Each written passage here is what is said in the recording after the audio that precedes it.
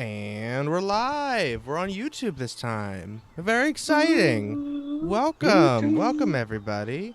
We're unlisted right now, so we're gonna see how this goes, and I'll watch it later and make sure it all looks good and stuff. But in the future, we're gonna stream on YouTube, and hopefully it'll be easier to get more people to watch us and stuff. It'll be great.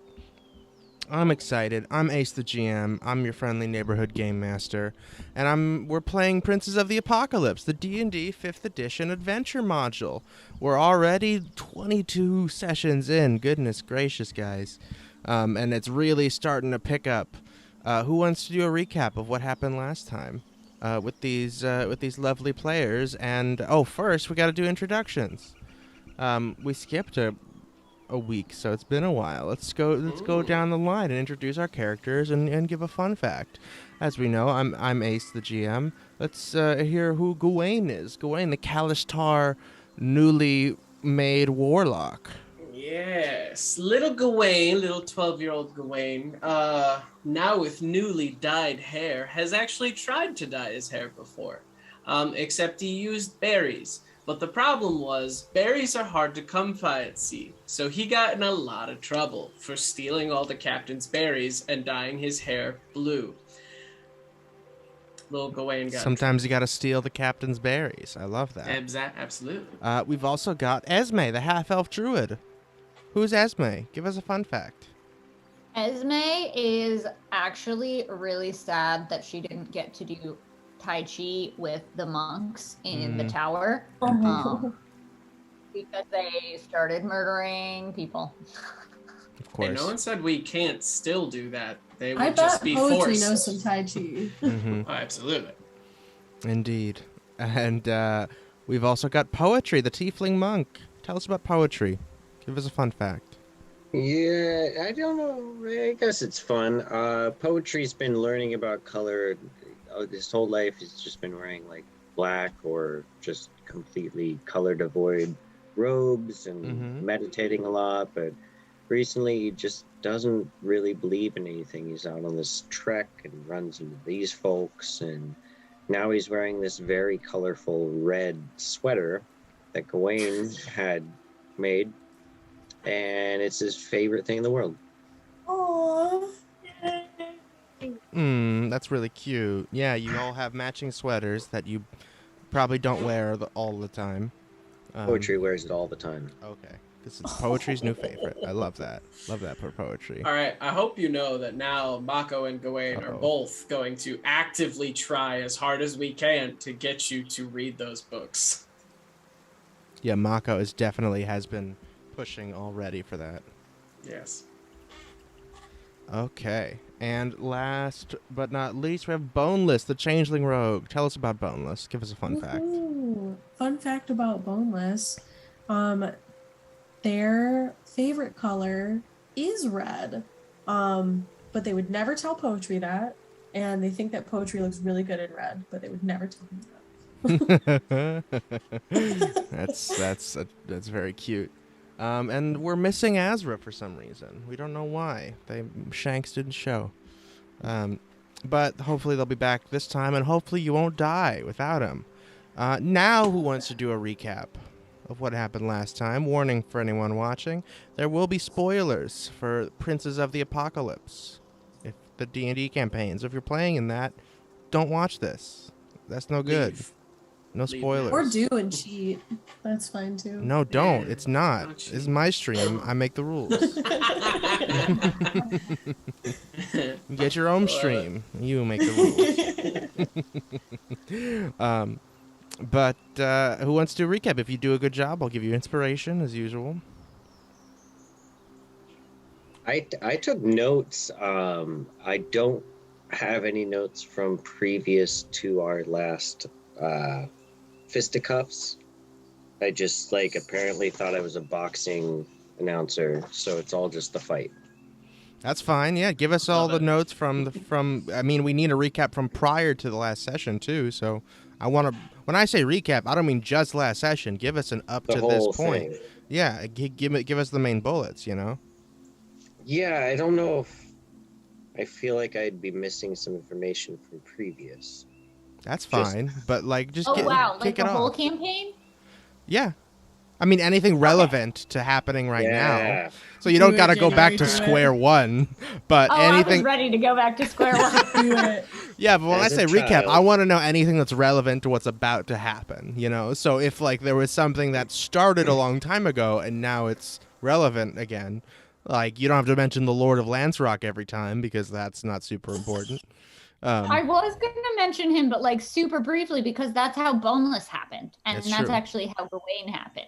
Indeed. Mm-hmm. So You can go for it. Do it if you want. Okay. All right. So As brief as possible because we can't do all the details. That's the real challenge, Yeah. but it's in less than a minute. Mm-hmm. So me and Azra and some others started the campaign, and we ran into some zombies, and then we ended up battling this guy called the Lord of Lancerock, and Percival died. So Gawain, his brother, joined us, and Boneless met up with us during that fight. So Boneless is now part of the crew too. And then after that fight, we went back to Red Larch, and a bunch of mayhem ensued. And there's like a quarry with a bunch of earthbenders, and and Azra purchased the quarry. So like now I guess there's no more earthbenders there, and it's actually an earth cult, not earthbenders. But There you go. They thought they were earthbenders, but they weren't. It was just a magically enchanted floor. Fake nerds. And then after we battled them, we started moseying towards this big tower, where we learned there is another cult, but this is an air cult. And what are they? The Howling Hatred? That's right. The cult of the Howling Hatred. That's right. Horrifying. So we almost got thrown off. No, everybody except for me got thrown off the tower. Mm-hmm. But survived. So now we're about to go back and like kick some Howling Hatred ass. But last episode we fought some gnolls because they tried to kill and eat me, and my friends decided that they needed to avenge me. That's not okay. Yeah, and It's you all not wanted to okay. try out your new powers that you got after Yes. after a bit of training with the Aarakocra Legion, the Aarakocra Scouts of Feathergale Spire. It was pretty sick too. Mm-hmm. And you, Pretty good fight. hell yeah, it was very exciting. You demolished. You did not demolish the gnolls, but you fucked them up real good. And in the end, you did enough damage and killed them brutally enough that the remaining ones all scattered. And Killed that is them where we good. are now. They are all using their actions to effectively get out of dodge, while you were just finishing picking off the ones that were still surrounding you. Oh, also Gawain's still in his form. Yes, Gawain is Forgot still about in his that. very spooky Horror form. undead form. Yes. So great. Inspiration for Esme. Put it on your character sheet. Yay. Good job. Oh, that's right. You look like Percival. I look like Percival meets Slenderman meets Nosferatu, Indeed. That's holding a terrifying. trident on the back of a hyena. Indeed. You're a giant individual riding a giant hyena. And does anyone remember why you guys came to the Knoll camp other than revenge for Esme? To get leather Skin. for armor. That's exactly right. Skin. Another way of saying that. Skin. We came for skin. We came for your skin. Indeed. As I mentioned last time, these two big rocks with T on them are the tents of the gnolls. Mhm. And there's tons of gnolls and hyena corpses all around, including the one from this Fang and the pack leader. And after those guys went down, the rest tended. Oh, actually, the pack leader survived and ran away, but the Fang was clearly the best fighter out of all of them, and him and a bunch of others went down in a single round, and that scared the rest away. And that's where we are now. There's this fire right here where there's another dead gnoll next to it. If you guys want, you can chase down the ones that are running away. We don't have to have left initiative if you don't want to.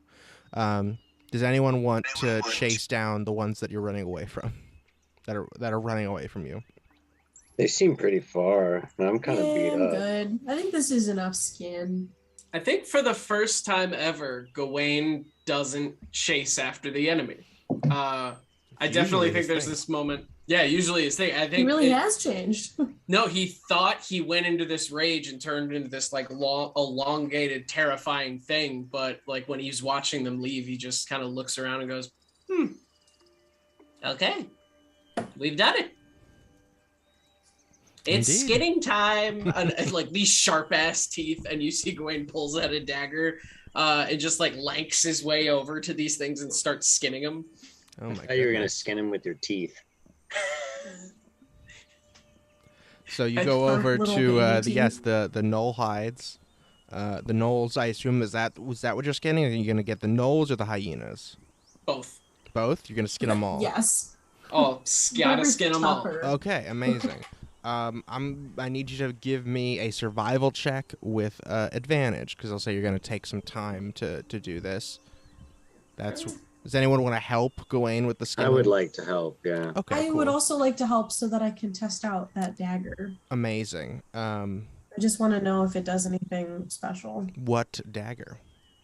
The one that I stole from that piece of shit. The emerald, the bejeweled pretty one. one, yeah. Yes, it's got Yeah. emeralds in it. They're very tiny little jewels. Gawain got a 19. A 19 survival. Amazing. You skinned a couple of these gnolls real well. Does anyone want to do anything other than skinning the gnolls? Because this is the time to do that. I think I'll stab some of the hyenas with my new dagger just to see if it does anything. Just stab their corpses. Yeah. Yeah, it doesn't do anything. It's Okay, just that's stabs fine. normally. Okay. Cool. So that's Gawain. Poetry, are you also helping skin? Yeah, I want to help skin. I rolled a 10, so. You rolled a 10. Terrific.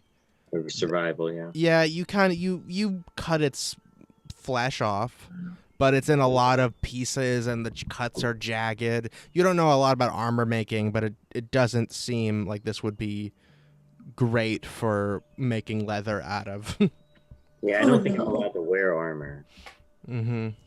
And Boneless, are you gonna skin him as well? Sure. Let's do it. Shit survival. I got a 3. So yeah, that's okay. You got a 3? I did. Yeah, you're just too focused on stabbing. You poke a bunch of holes in them to the point where you can't even try to cut through the leather. It's just useless. It's tattered. I just got a bunch of mutilated hyena corpses. Oh, all I'd around like here. to take one of their teeth though. I'd like to take one of the gnoll's teeth. Sure. Thank Yeah, you. you're just gonna bash it out of its mouth. Pretty much, yeah. Okay. Or I'll sure. cut it with the dagger if that's okay. Okay, give me. I'll take either an attack roll or an athletics check or medicine. Same one. That's really funny. I'm gonna give you a lot of options here. Yeah, I'll do This an isn't attack. hard, but Why there's a lot of ways you could go about it. I got a 16 with the dagger To attack. to attack. Okay, great. So you stab in its jaw, right where its canines are jutting out. It's got real big canines, and you just pop a tooth right out of there. Neat. Thank you. You're welcome. Save that for my firstborn. Oh, delightful. And all right. Is there anything else you guys want to do? Is there anything inside of the tents? Yeah, I was just Ooh, gonna we say should that. loot. Yeah. Maybe want to loot. Where are you gonna loot? You gonna go inside the tents? Who's gonna go in which tent? I'll go in the one on the left. I'll go in the one on the right. Also, Gawain shrinks down as he walks towards the Yeah. tent. How long does your crazy form last for? It lasts for a minute, so I'd say probably like part of the way through skinning, he starts to like shrink back down and his pink hair comes back. Gotcha. Boneless, which tent are you gonna go in, or is there something I else will you go want with to do? Esme. Gonna go with Esme. Amazing. And I'll follow poetry? Gwen. You're gonna go Yeah. with Gawain. Awesome. Yeah. You don't have to go into the tents. You can do something else if you want, but this is your opportunity. Amazing. So, Esme and Boneless, one of you give me an investigation check with advantage. I have I have a -1, my friend, so that's all you. Nice. 19. Nice. 19. That's very good. Terrific. So you go in here. It's pretty much what you would expect, a very simple like tent setup. But there are like a couple chests and ragged bits of cloth that were the Gnoll's clothes, and lots of other rather morbid jewelry. Lots of little bones from other animals and trophies from kills, stuff like that. Bones, you say?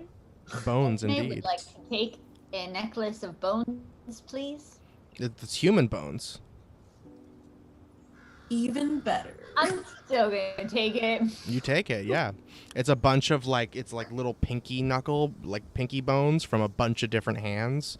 It's clearly got That's the hands from cool. like So weird. 5 or 10 people, That's all so strung up cool. on here. Yep. Uh, Esme's gonna put it on. But Wait, you, Esme, look over here. Oh, you look so good. That looks awesome. That's badass as fuck. initially it Do I look looks how- just disgusting, and the smell is like abhorrent when you walk in. It smells like Sick. wet dog times 10 in here. It's so stanky. But you hold your nose and you dig through all of the refuse and random animal carcasses and stuff like that, and you find a couple little piles of valuables. Actually, the Knolls are they're not materialistic necessarily, but they like prizes and stuff, and they know what's valuable. You guys each find 25 gold, so 50 gold total, worth of just random baubles, jewelry, rings, silver necklaces, things like that were clearly taken off of bodies of travelers, or possibly corpses that were thrown off of the roof, off of the tower. Gawain and poetry. One of you give me an investigation with advantage. You want to do it or me, poetry? I don't know. I think one of us should stay outside of this tent, just in case these gnolls come back. Do you want to stay outside? It's investigation, or Yes, yes. yeah, you roll it. I'll stay outside. Okay, well, I mean, if you're staying outside, no advantage then. Oh, okay. You gotta come in with me then. Okay, let's do it. My hyena, I think my giant hyena is still outside. They'll warn us. Yeah, Okay. how long do they stay for? An Forever. hour? They stay forever. Don't right, stay Esme? forever. No, they don't. It's a don't? spell. No, You gotta keep it's concentration hour, on it. but I don't know how long Yeah. the battle was. The battle was what's- only like a minute and a half. Poetry, what's your investigation modifier? +1. Okay, then you do it with advantage because I have 0. It's probably been Okay. like 25 minutes, 30 minutes since you initially cast that spell at this point. Okay. All right, my investigation 16. 16. That was the better of the two with advantage? Yeah. Okay. You are looking around, a lot of gross stuff in here, but you also there's a bunch of gear in here too, though.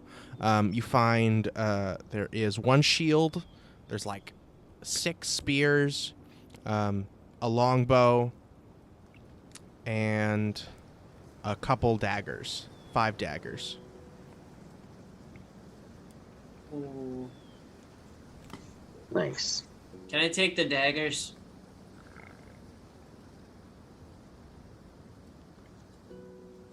You cool with that, poetry? Yeah, no. If you're asking me, take them. I'm good with that. 1, 2.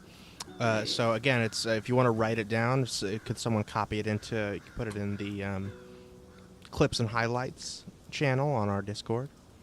You got one shield, one longbow, 5 daggers, and 5 spears.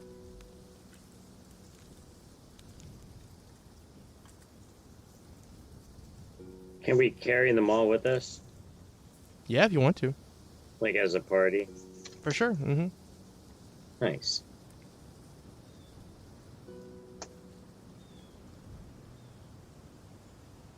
Cool. And that's what you guys find.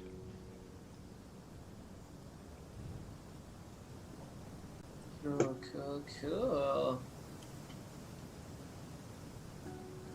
Yeah, What would you go guys in. like to do next? You guys all come out of the tents. You see each other. You see Esme is wearing a necklace of human fingers. Yeah. Finger that's bones, at badass. That looks so It's cool. It's so cool. You got looks handfuls so of good. random Are little those rings human? and necklaces and earrings and such. I Lit. think so. They don't smell very good. Oh, we can clean them. I think we should. Oh, absolutely. We could salt water work sometimes, or you could just boil them. So we can do something later. It's cool. Also, does anyone know where I got this trident? Gawain holds up one that, like, there's one on his back, and then there's another one that he's now holding. You have definitely two? rode one. Like, I don't know. I just kind of, You were riding our trident at one point. yeah, I remember getting on the hyena, and I remember getting mad, and then I remember I was holding a trident, and I assumed it was mine, but now that I'm looking, I have 2. Did you manifest another weapon? Cause that's sick as fuck, little man. Hey, that's Hold a on. cool thing. Hold on. I'm gonna let go, and we're gonna try something here. Gawain lets go, and it disappears. Mm-hmm. Oh, wait a second. Pick a weapon. I'm curious. Scimitar. Scimitar. Cool. Like, goes and, like, grabs at the air, and a scimitar appears in his hand. Ah! Nunchucks. Nope, nunchucks. Okay. Drops it. Okay, waits a couple seconds. Okay. Pulls out. Ace, do nunchucks appear? Yes, nunchucks do in fact appear. Nunchucks appear. Ah! Starts You have flailing no around. idea how to use them. Give me No, I'm just Yeah, give roll me to an not hit your acrobatics nutsack. check to use to not hit yourself in the face with the nunchucks. It's a 14. 14. You don't hit yourself, but you do whack your own arms a little bit. It doesn't actually damage you, but it hurts. You know, Okay. it stings. Ow. Oh, and you maybe not learn this one. to be careful. Okay, all right, cool. Let's go, and it dissipates. Just that is amazing. That's cool, dude. So cool. That's really cool. Oh, okay. So I can blast shit. I can make shit. I can make weapons. I can. Ah! That's awesome. Okay. All right. So what's the plan, friends? What? Oh well, we think- gotta make some armor real quick out of I this. think we should head back and make some armor. Make some armor, Yeah. get some sleep. So what exactly are we doing? Are we like attacking the tower from the base? I think if we head back to the camp right now, we can talk about that, and maybe Azra will be awake from his nap. I love by it. the time Cool. we get back Awesome. there. Gawain just runs over to the giant hyena, jumps on its back, and is like, yeah! Hell yeah. It's actually a solid idea. Hell yeah. Esme does the same. Love it. Hell yeah. What is the hyena's speed? What's the giant hyena's It's pretty speed? fast. I Esme, do actually you know? closed the thing. Hold on. Because that could be really useful.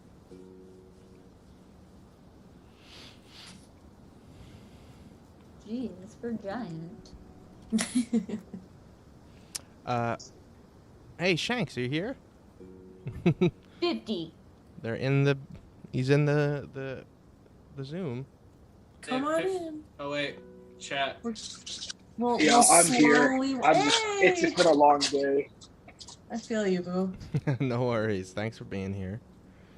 I thought I'd be done by like 2:30, but there was just a lot I had to go through for replacing my phone. Yes. Sure. I just got a new computer because my hard drive crashed, so I feel Oh no, ya. that sucks. Yeah. All right. Yeah.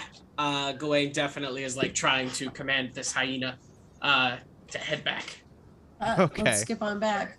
Hey, speaking of, buddy, don't forget about that scroll you have. We're Scroll. gonna get you a griffin. Oh, scroll. I forgot. Yep. Don't forget about that. Make an animal handling check. Perfect.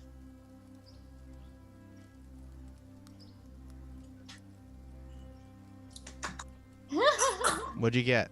Nat 20! You got a nat 20 on your animal handling? Yeah, dude! Awesome. This is literally the third time that you've tried to direct this beast, this giant fey spirit of a giant hyena.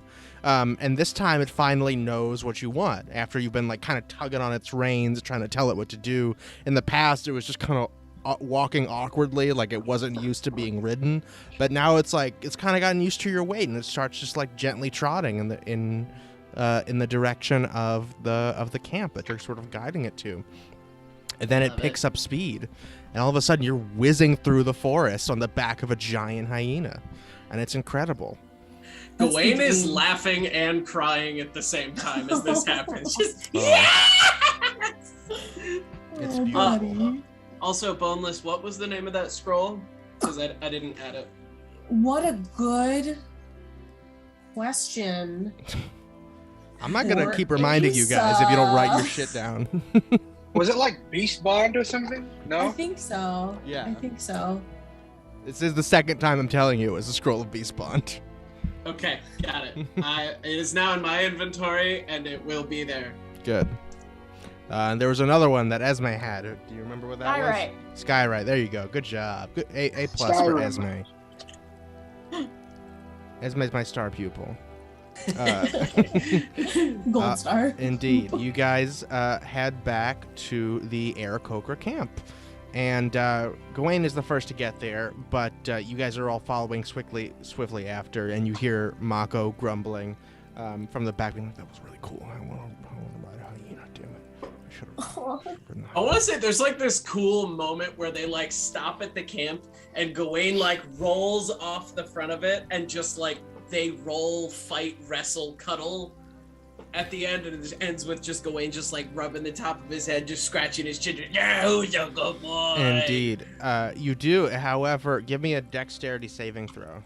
Awesome. I was gonna say it's gonna fucking kill you. It's 15. No, it's not. A 15. So as you get to the camp, you're speeding through the forest. It's dodging around trees, moving so quickly and agilely, like only these types of beasts can. And then you get to the camp, and it's running up to your tent, and you're like like rubbing its neck, trying to get it to slow down, and then it disappears. It fully dissipates as the spell's time runs out. And you are thrown with all the momentum that 50 feet per 100 feet per round would take you on. But luckily you hit the ground rolling, and you don't take any damage. Did anyone see that? Everyone else is like Excellent 100 entrance. yards behind you. No one's Everyone else is way back there. Did any of the Aarakocra in the camp see it? Yeah, Aaron is standing there on his crutches like, wow. Did you... Woo! That's not one of the ones you were fighting, was it? Yes, I tamed one and made it my own. I guess it was magic, so... Okay, yeah, I didn't think No, so. That Esme was- made one and I rode it home. It Okay, was that's cool. pretty cool. Wow, you can make a hyena. That's pretty awesome. Esme's pretty awesome. Esme's pretty That's pretty awesome. powerful. Yeah. Yeah. Pretty cool. Oh, there's everybody else, and he waves to you guys all in the distance, walking back. Aaron, Y'all are so slow. don't strain yourself. Amazing. You guys get back to camp, and Aaron says, "All right, you guys get the leather and everything. Get the skin from those gnolls." Wayne pulls out all of the skins and just flaps them on the ground. Yeah, Bloody. so Gawain, because of your great checks, you got 3 pelts worth. Everybody else's were kind of not really usable, not quite leather material. And Aaron tries to take them and then nearly falls over. He just drops them on the ground. He's like, okay, No, we'll get somebody. I got it. We'll get somebody else to Gawain get picks those. it up, picks it up again and goes, I'll follow you. You can just, come on this way. And he brings you over to a tent at the far side of the encampment. It's set up like a little main street, essentially, with like maybe a dozen tents on either side. And like, they're like big canvas tents for like permanent encampments.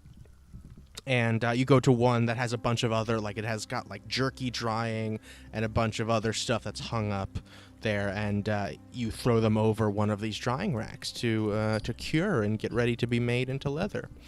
And as Aaron is walking back with you to the rest of your group, he says, so I thought you guys might need some help with your strategy. Do you guys have a plan for what you're gonna do? How you're gonna get in there? I have a pitch. Yeah, I mean, because I talked to one of our elders here, and he's happy to like chat with you, maybe give you some pointers if you want. That would be amazing. Yeah, That that'd would be really cool. great, I if love you don't it. mind. To For introduce sure, us. yeah. Here, I'll go get him. He hobbles away into one of the nearby larger tents, and he comes out with a much older looking Aarakocra, who is walking with a cane. Actually, his wings are fine, but he looks like his knees just aren't what they used to be. Maybe his feathers are tinged with gray at the edges, and the top of his head is a little more scruffy. And he says, "Hello, my name is Taryn. Aaron here tells me that you might need some strategic assistance." Taryn, it's really nice to meet you. I'm boneless. It's a pleasure. Gawain bows deeply. Just thank you, my Yes, liege. of course. So, what type of battlefield experience do you each have? Chaos. Okay. Well, It's a I'm lot That of can be running in useful. and killing a bunch of I'm stuff. used to ships where it's just kind of like everyone shows up and attacks at the same time, and it's pure chaos until somebody just gives up. That's what I got. I've trained since I can remember. Been trained, but have you experienced warfare on the battlefield? Of course. Of course, indeed. Good. So, soldier. My brother has, but not myself. I mainly took case in tournaments. So a trained soldier, but not a trained warrior, but not necessarily a soldier. I see. Indeed. Well, I have been a scout here for many decades now, and I leave it to most of the young folks, but I like to run the occasional training exercise for them and teach them about how to improve their tactics, and I thought I might be of assistance to you guys since I hear you are planning an assault on the Spire. Oh yeah, we're gonna kill everybody. I think that Indeed. your How do you plan to expertise do would be that, better. since you are, I assume you are aware that you are outnumbered and outgunned, or outsworded. Oh, we sure medieval are. outgunned. I wouldn't say outsorted. Gawain pulls a long sword out of thin air. Jesus I got Christ. plenty of these just on hand, apparently. So let's go. It disappears. Well, that's pretty cool, but one sword versus a dozen is still gonna beat your one sword. Oh no, I've got more. He starts like pulling daggers and like scimitars out of his pockets. Just I have so many. Like literally, just look in the coat. How many can you hold at one time? Well, let's see. He puts one in his mouth. He puts one in each hand. Clenches one between his butt cheeks. 4. Puts a couple in his armpits. Ugh. Roll with like 4 disadvantage. That's impressive, young man. I've been preparing for this day. And prepare you shall. Anyone else have any ideas? I have an idea. Yes. Quick question. Mm-hmm. There are 2 guards that guard the top of the spire and one that walks the bottom, right?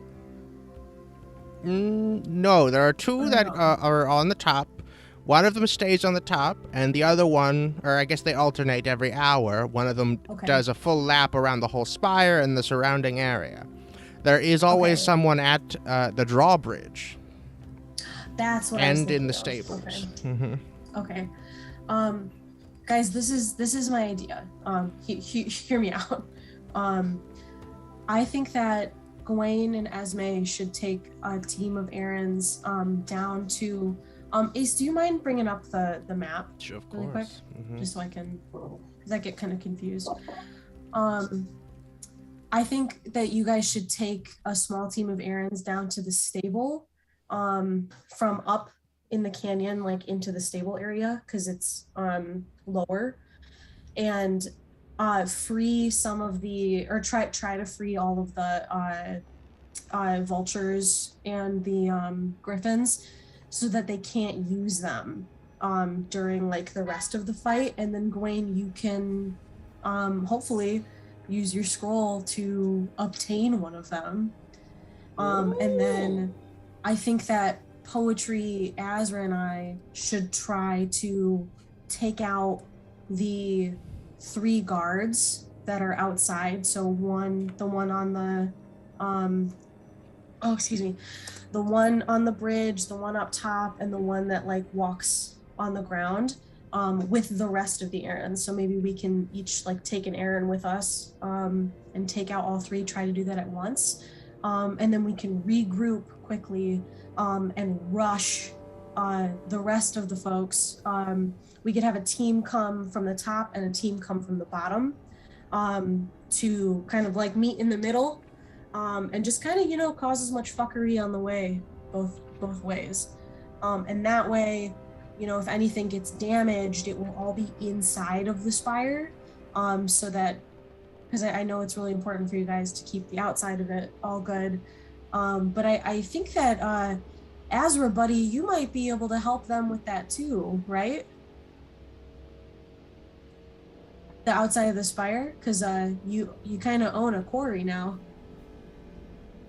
Yeah, I most definitely have the resources. What is your concern in terms of the outside of the spire?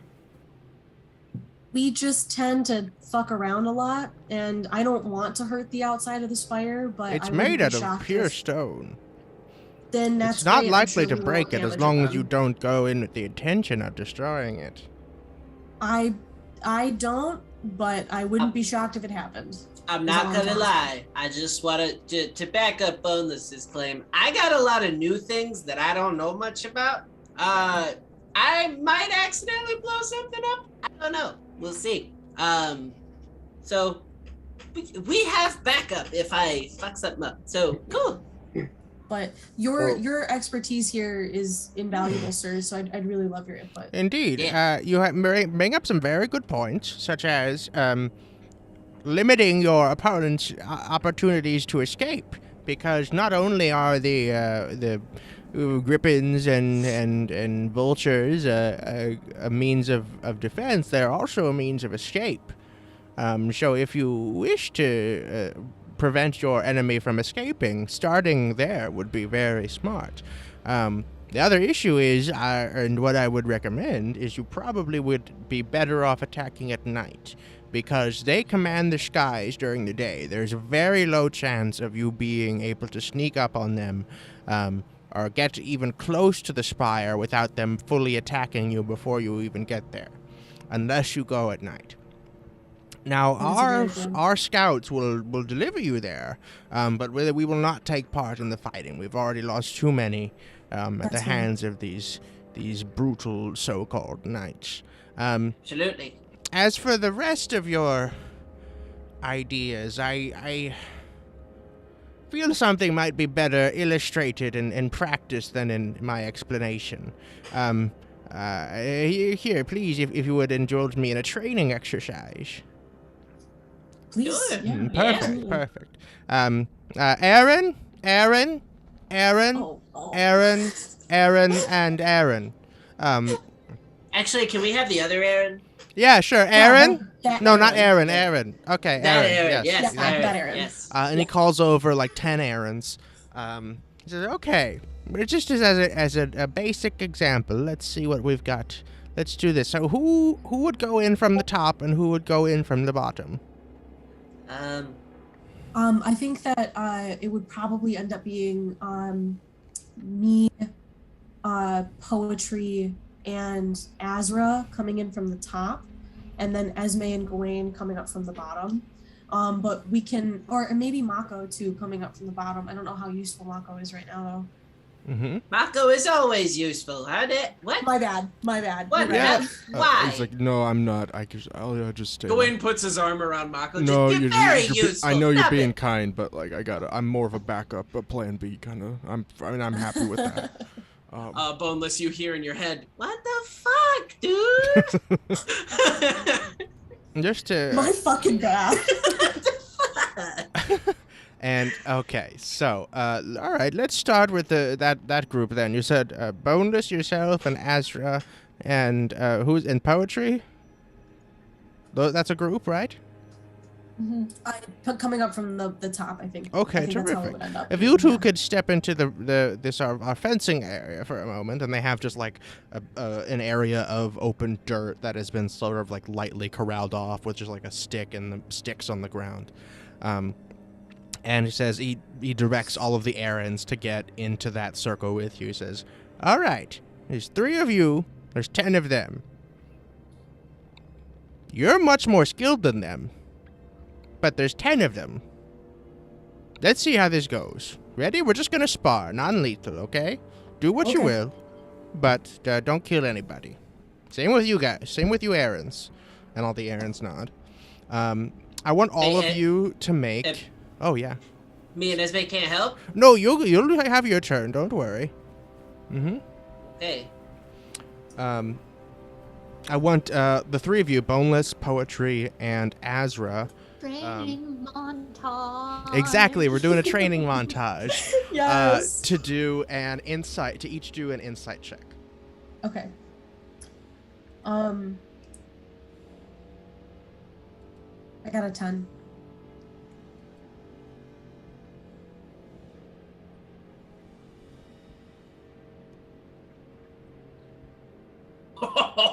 Oh shit. Woo. Hell yeah. Almost don't know shit. Incredible. Hell yeah. So you guys are super powerful now, and you can take a lot of hits. And you fend them off for a long, long time. However, they very quickly take advantage of your weaknesses. Boneless, they get up close to you. Once there's 2 of them on you, you're fucked. You can't sneak away, and you can't use your tactical advantages. Azra is taking the brunt of all of the hits, but as soon as there's 4 around him, he can't really protect you guys and cast his spells on you anymore. Poetry, you're throwing so many blows, but there's too many hit points spread across them that you just can't kill them all. And they very quickly overwhelm you. Well, not quickly. It takes a long time, but they overwhelm you. He's like, all right, now it's your turn. Gawain and Esme. Okay, let's get him, Esme. Mm-hmm. And I want both of you to make insight checks.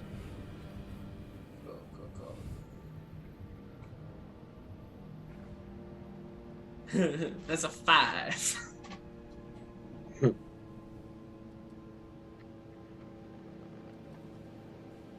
And Esme, what'd you get?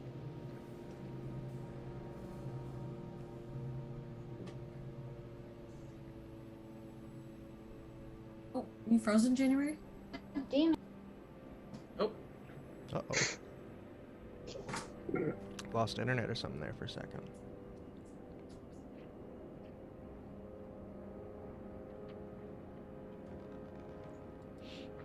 Okay, how about oh. Sorry, my internet kicked me out.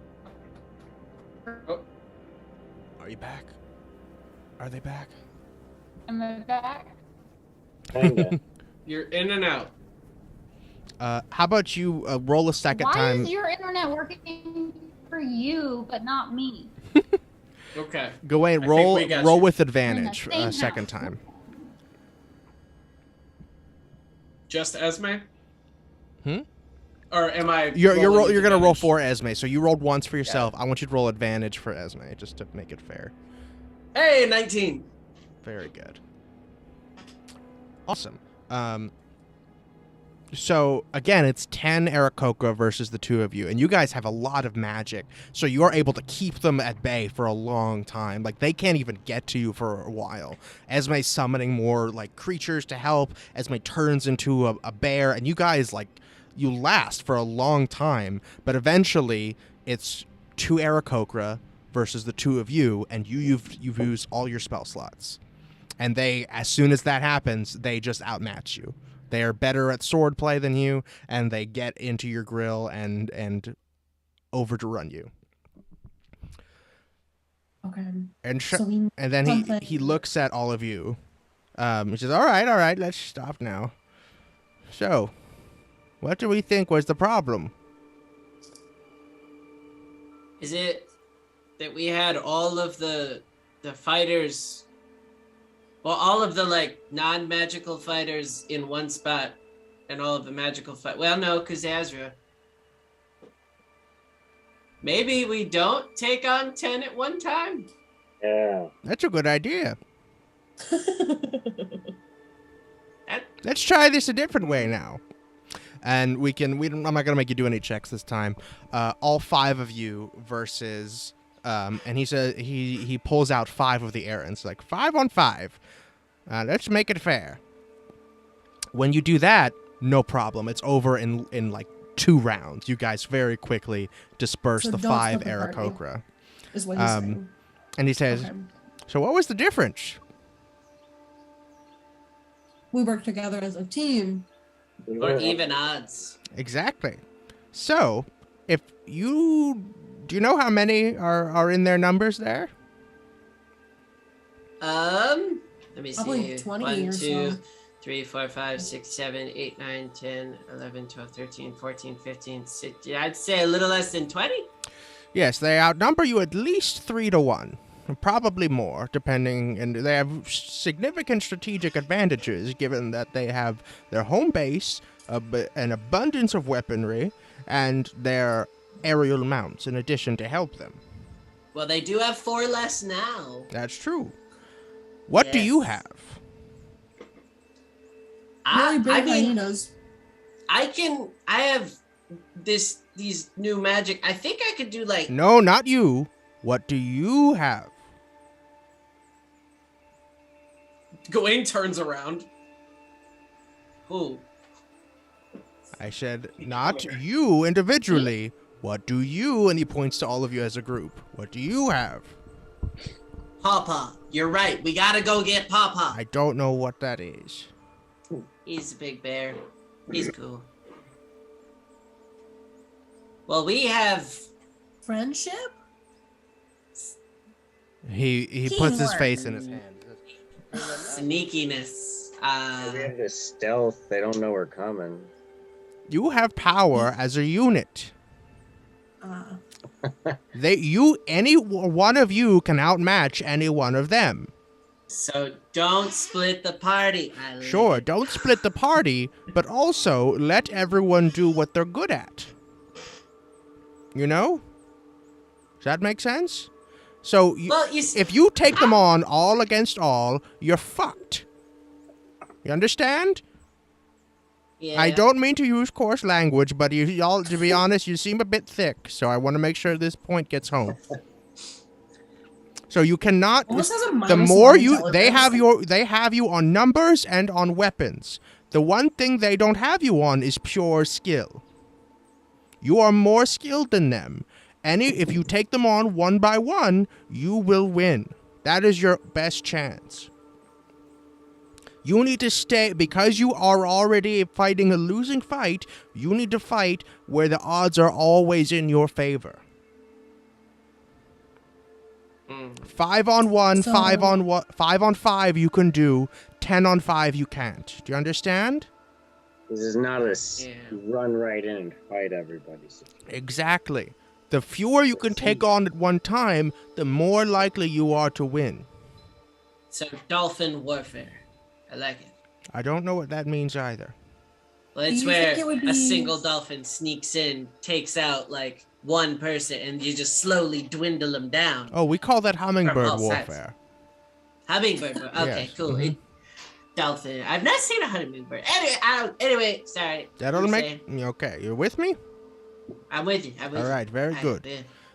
And so Taryn just goes over a bunch of basic strategy with you guys, and we have a little training montage as he tells you about where you each should be in like a basic sort of military arrangement. In that those of you that are harder to hit should be near the front. Those of you that are easier to hit should be near the back. Poetry, you should always be up front. You're hard to hit. Azra, you should usually be in the middle somewhere because you can do heals and you're the most important for that reason. You and Esme. So you guys can move back and forth as to where you're needed, but the people that can heal need to stay towards the back because you're the last line of defense. They can't kill you as long as you guys have heals. Boneless is best. He tells you directly, hide and then attack. Hide and then attack. Use your friends to hide. To use the advantages that they're giving you to make your moves count. We cut to multiple scenes and crossfade of him adjusting your posture and hitting you with his cane and stuff. It's very Mr. Miyagi, and after a couple hours, you guys have a much better sense of cohesion as a group, and you know how to use your skills a lot more. Your newly found level 5 skills. Wayne is very frustrated by this process. Very, very frustrated because he's so used to being in the front and defending his friends that the concept of him not being able to be up front anymore is just infuriating to him. So like during the training, I'll say Gawain like keeps running forward, like pulls out multiple weapons to like go and attack, but ends up getting taken down quickly. And a couple times he probably whips out his cane and like hooks you on the back of your coat and pulls you literally to the back of the group and says, "You stay back here. You can do things." Need help. I gotta Nope, help you them. can do things from far away, so you do things from far away. They can't. They have to be up close. Look at Poetry. Look at how much he's punching. He can't do that from back here. It punched you. And like Gawain literally like throws his scimitar, just like throws it in that direction, just and like ends up blasting Eldritch blasts out just like randomly, just in frustration, and then eventually by the end like does pick up that he can just be like, poof, poof, poof. Okay, I kind of like this. There you go. You're getting Finger it. guns. Finger guns are cool, buddy. And I'm still gonna cut a bitch though, and he like pulls a scimitar out. He's like, I'm still gonna cut a bitch, but this is cool. Yes. So, the general advice that he gives you is, Gawain and Boneless always stay in the back. Poetry's always up front. Esme and Azra are in the middle. So if they get past Poetry, there's Esme and Azra. If they get past them, then there's Boneless and Gawain. Esme and Azra are flexible because they're what we call mid-range, so they can move to the front or back wherever they're needed. But the point being is that there are two lines between the combat and Gawain and Boneless. You guys should not be directly up next to people ever. Gawain also walks up and just goes, well, what about when I do it? And just like shocking grasps one of the Aarakocra, just like, I mean, I could do that. Just as a last resort. I'm just saying strategically, when you're taking on, again, this is not a normal situation. You're outnumbered and out-weaponed. So with that, you have to use every advantage that you can. And your best advantage is to stay cohesive as a unit and each play to your strengths. Aaron, do you think it would be more effective to start at the top or at the bottom? I think your best bet is to go like you already suggested. That was a good idea.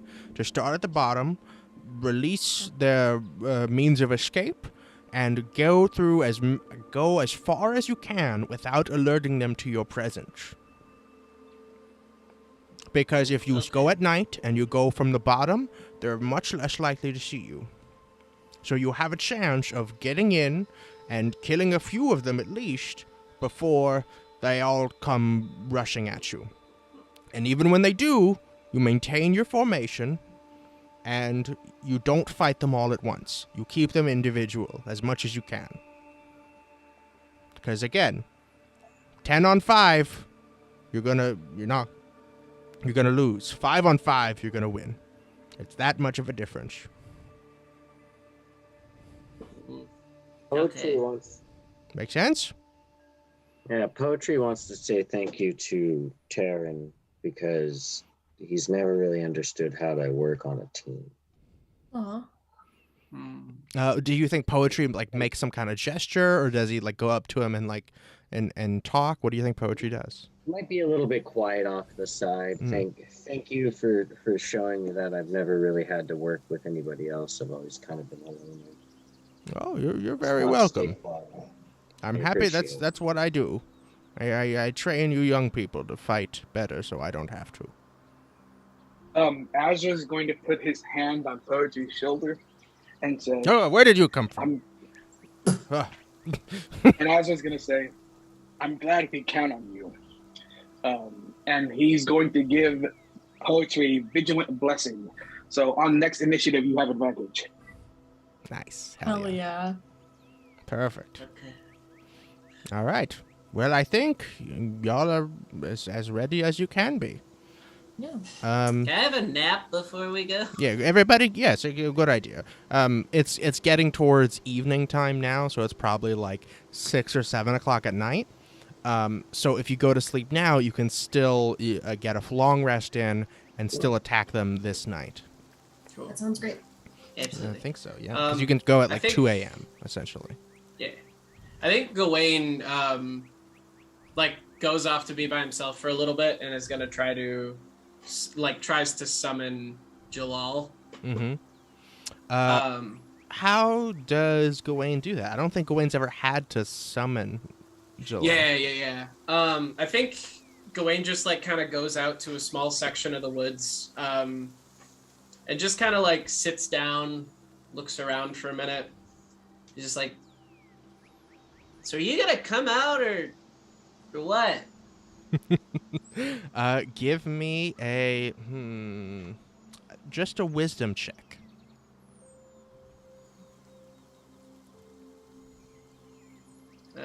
It's a 9.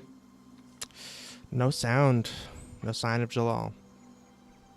This is seriously ridiculous. I did some really cool stuff today. Just kind of thought, wanted to talk to you. Also, you left me with that weird dude, and I haven't seen you since. I don't. It's weird that you're being weird.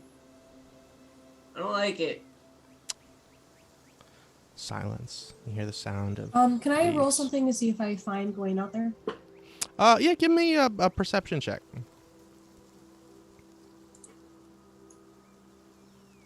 14. 14.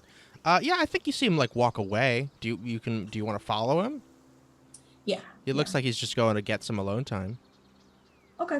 I want to stay off and like watch all that happen, and when it's done, hey bud, Well, give me a stealth check first, Boneless, if you're gonna stay back. fair. Yeah, because he's not gonna start talking if he knows you're there, probably. Oh, well, that's a Ooh, 20. that's no idea. Just out of emerging from a hedge, you see Boneless is there. What up, buddy? I'm gonna say that before Boneless arrives, there's like this little bit of time where Gawain actually like starts tearing up. As he's like looking around, and he like arms around his legs while he's sitting, just kind of tearing up. He doesn't like break out crying, but he's like on the verge of it. For the right as first you walk time, out. possibly ever, Gawain is alone. Yeah. Mhm. Hey, bud, you okay? I'm okay. What's up? Well, I know you're going through a lot of changes in your body right now. I just wanted to check in, because I know we had that conversation about you not knowing exactly what happened with Percival. And I thought that we had talked about that, and I just want to make sure that you know exactly what happened because I think you deserve that.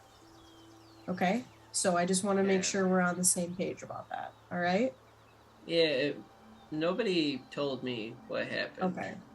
Okay. And I explain everything about what happened with Percival and how they passed. What happened with the necromancer and the cave and all that. Mm-hmm. And how our friend with their dying breath tried really hard to bring Percival back. Mm-hmm. And I want to know, but so when the explanation's all done, buddy, I know you didn't get to say goodbye, and I was just wondering if you felt like it would be helpful for you and your grieving to be able to look at Percival and say goodbye. Don't do that.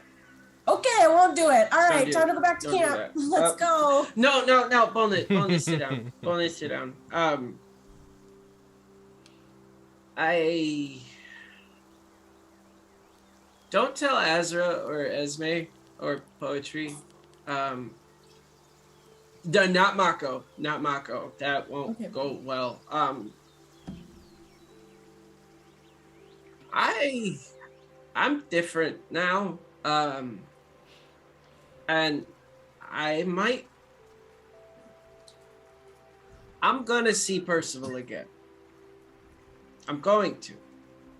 What do you, I mean, I think. Hold on. I'm gonna. And I appreciate you wanting to help, but if I see him and it's not really him.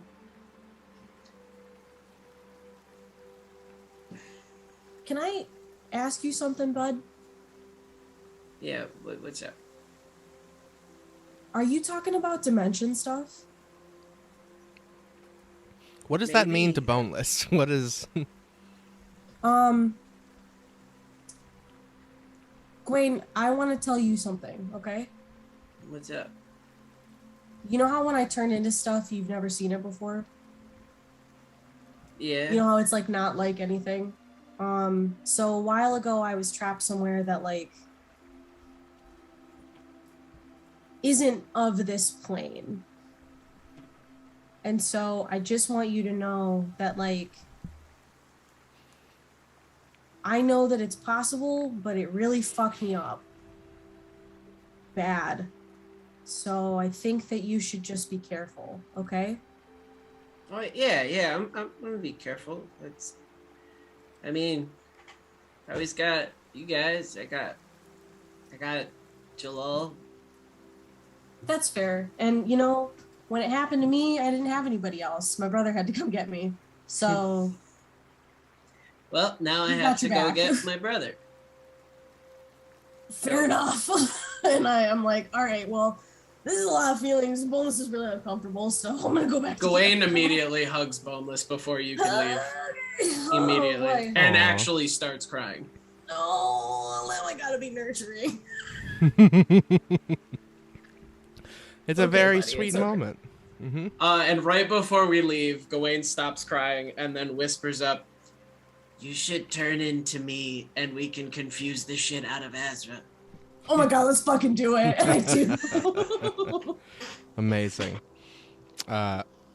After a lovely little prank, you all retire for the evening.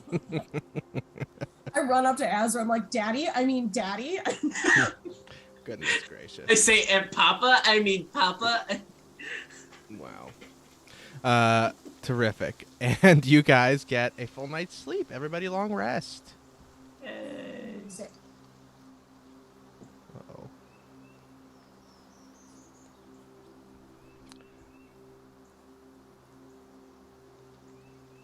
All right. I'm going to drop your characters on here. Drop it like it's hot. Drop it like it's hot.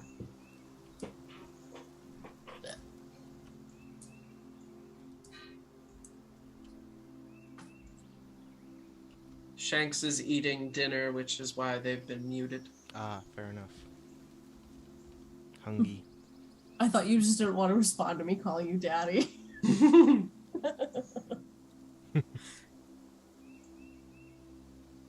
All My right. heater kicked on. That's why I'm muted.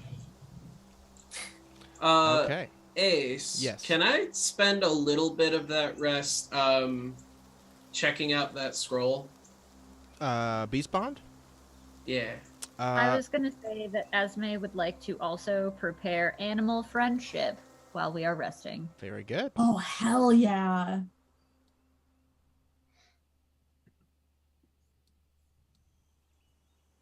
I want Gwen to like actually take a look at this thing to see if he can Make an use it. Arcana check.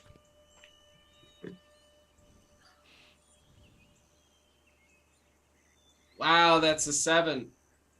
I have a +3, and that's a 7.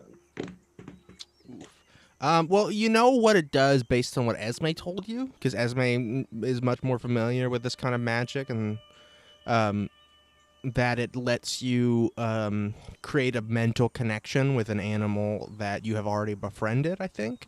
But beyond that, you don't really know the specific ins and outs of it. You know, you can cast it because you know what it is, and it's a scroll. Okay. That's how scrolls work. But beyond that, you're not totally sure on the minute details, like how long it lasts and that kind of stuff. Oh, so like the rest of my magic. Cool. Yeah, pretty much. And with that, we are going to begin our assault on the Spire. Actually, let's take a little break first. Let's do a little bio break. So everybody come back at 5 after, and anybody that's watching too. We will be back very soon. Please stick around.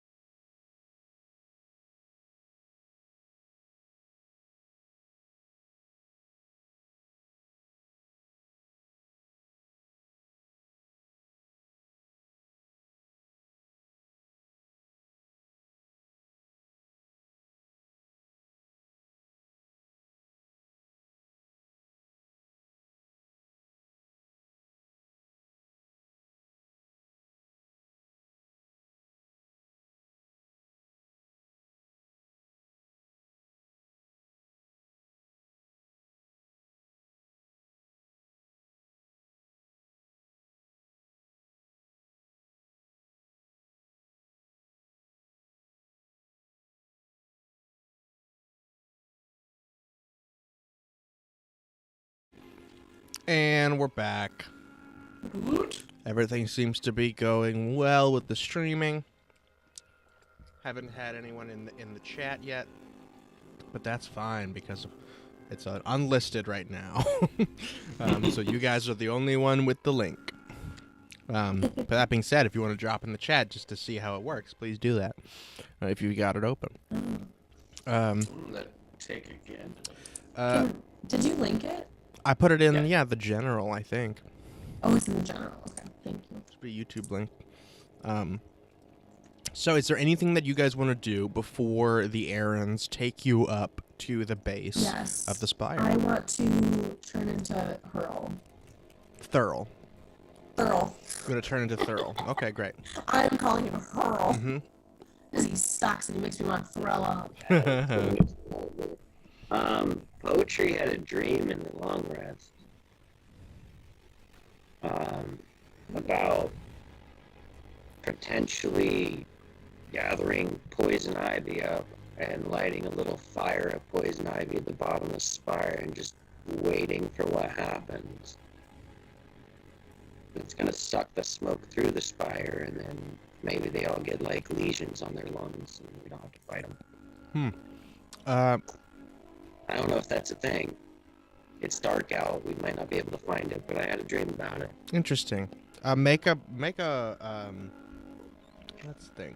Make a wisdom saving throw with advantage.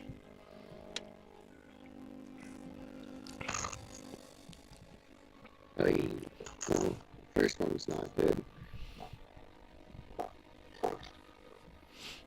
Second one is a 15.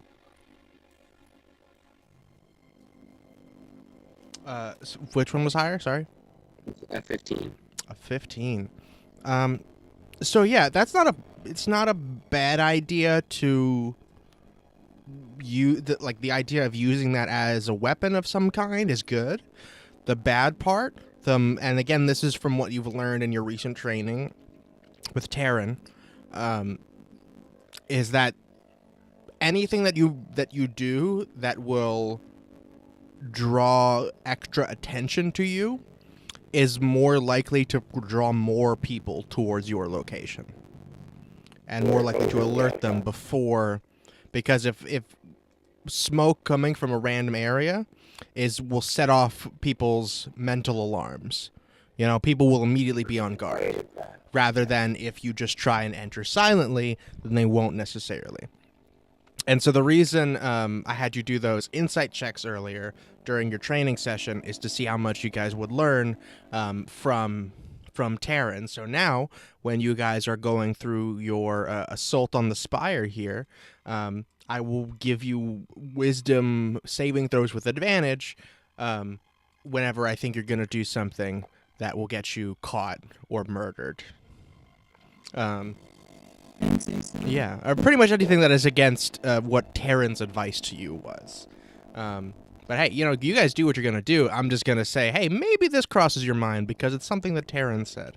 So is there anything else you guys want to do before the errands pick you up? You can do anything mid-flight with the errands.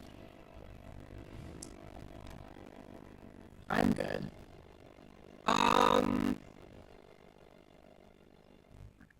No, I think Gwen's good.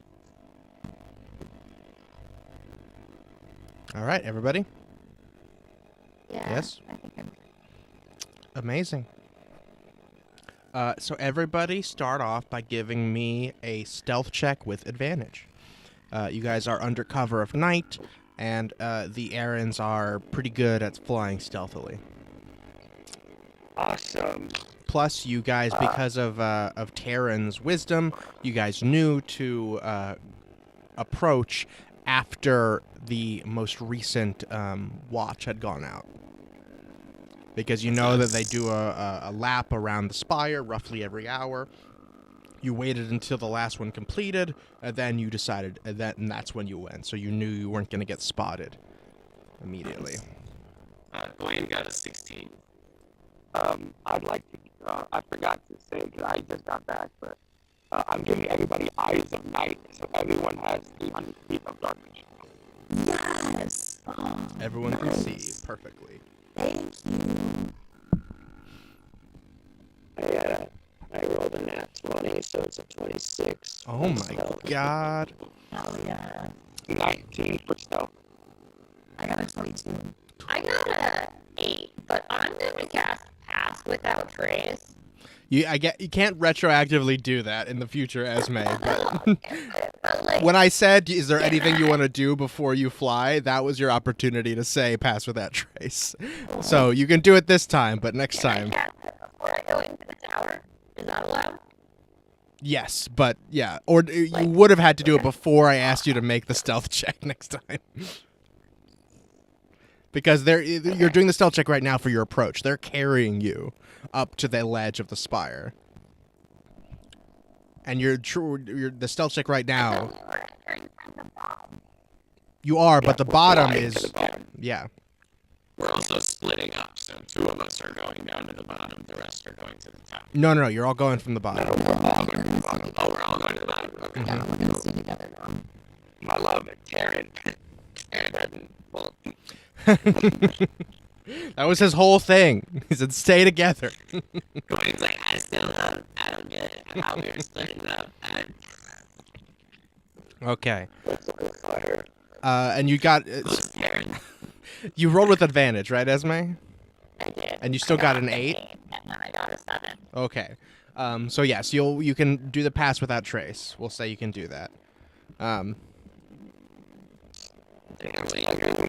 So everybody got really, really good on their stealth. You are all here on the edge of the base of the spire. You have hardly made any noise. The errands dropped you off and immediately flew away silently into the night. What would you like to do? You are familiar with the interior of this floor, but you have not seen it from the outside before.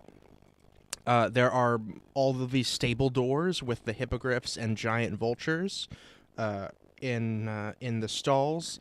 They are floor to ceiling double doors. Imagine like saloon doors, essentially, but that do have a basic locking mechanism on them. What would you like to do? How would you like to go inside? Amazing. This is not a lock that you need to pick. It doesn't have like a tumbler. You guys are 400 feet up in the air. There's like very little chance that anyone could even get here. The issue is, how are you going to... it's a basic lock. All you need is to get a hand or something in there. But how are you going to do that? So imagine like a deadbolt lock, like one of those things. But it's a full door, so you don't have, there's no hole or anything to stick anything through. Okay. This is what we do. I'm gonna quietly open this door, and poetry will let you go in, and you jump on the guard that's in there. If we do it quick enough, we can maybe like 70 animals. If our goal is to get all the animals to run away, right? No, we should take the guard out first. Yeah, I'm just saying before we like get eating and everything. Once we get in there and the guy's like knocked out, I think I had something that I can scare all of the animals into running if they open the doors before they all sit. That's moving. How did you do that? Do I want to do that? I'll do it. I can cast silence. No one knows that name. That's awesome, because I'm not able to get it back, so that's great. That's really good. Hell yeah.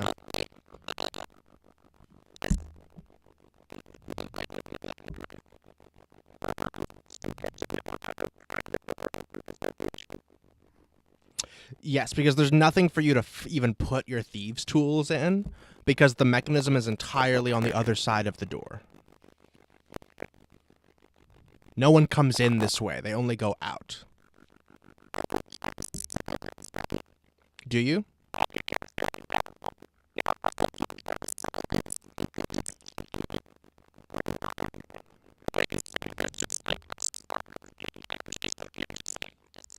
Like a little blowtorch, yeah.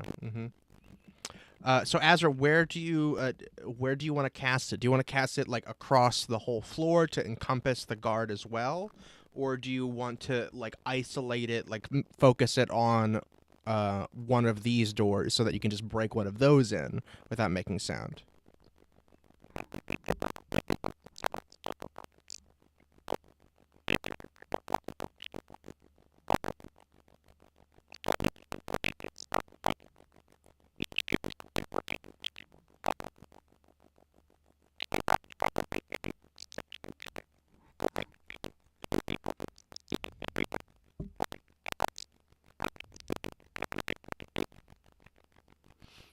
Uh, sorry, say that again. What are you trying to see?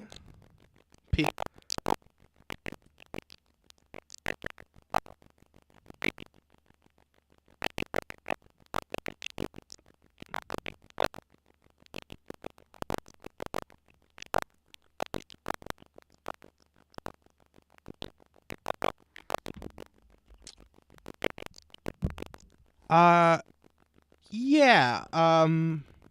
I think so. You can look at through the very crack at the bottom or top of the door to vaguely see inside. But so that would still limit you to whatever you can see within the stall. Because that's a point you can see, right?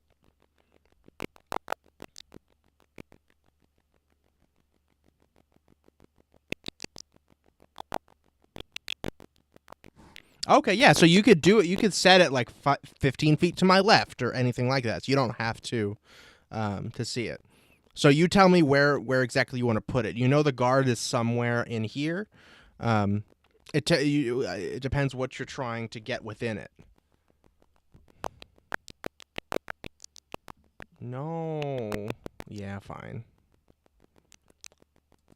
Make me do stuff. Hang on. So that's a 5. 10. 20.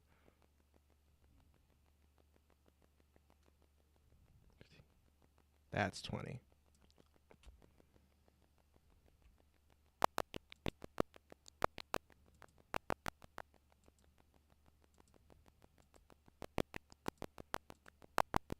Blue for silence.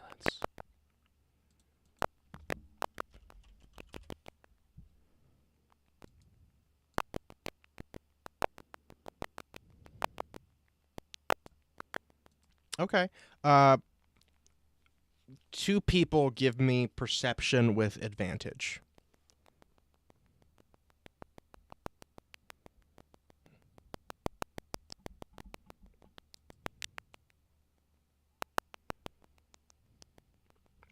Okay, so Azra and Gawain both give me a perception with advantage.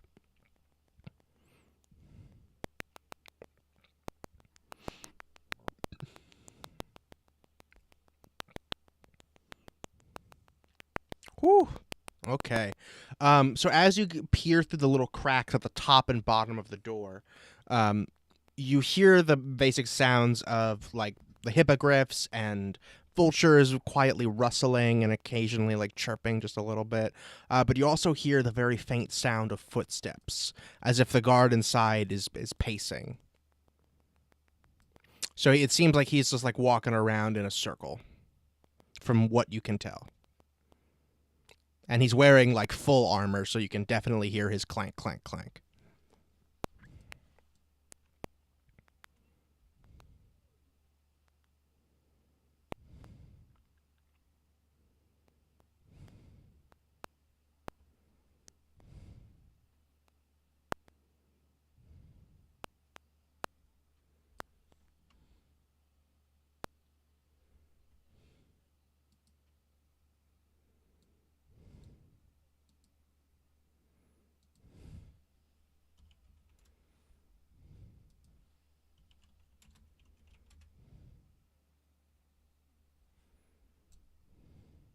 Everything's quiet.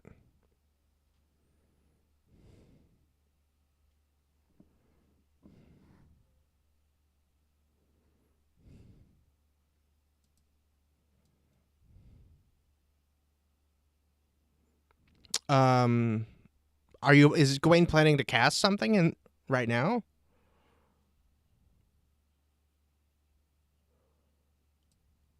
Oh, I see. Yeah, so give me wisdom with advantage. Wisdom save.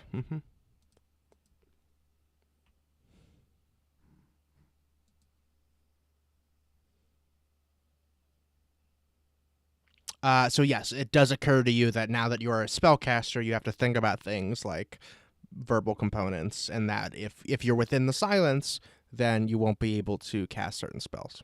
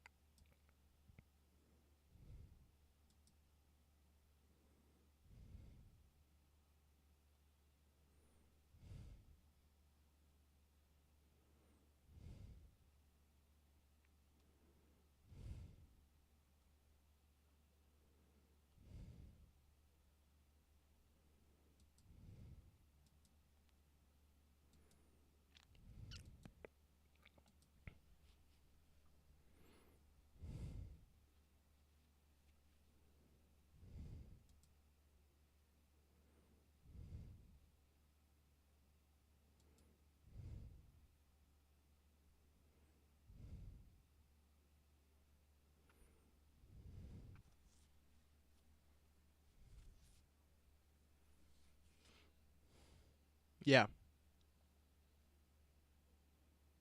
You would not be able to tell, unfortunately. No, I don't think so. They're just too similar, and you're not a hippogriff expert.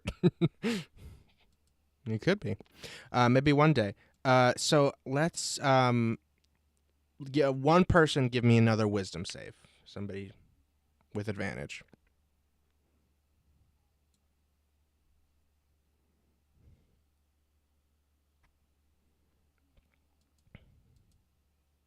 All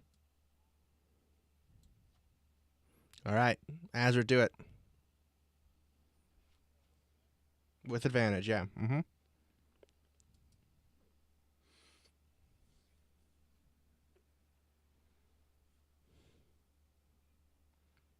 With advantage, 15. Oof. Okay. A couple things that occur to you. Number one, some of these stalls are empty. You remember from when you saw them, some of them are empty. So you could circumvent the noise that the hippogriff might make. Number two, the guard is likely to notice if all of a sudden his footsteps stop making noise. And number three, your best bet for getting in unnoticed, because of all the information you have, is probably to wait until he's not within the spectrum of the silence spell. Use the silence spell to get inside without making a noise, and then you'll already have the jump on him for all of you to hopefully get a surprise round in before he even sees you, which is very likely considering you also have Pass Without Trace.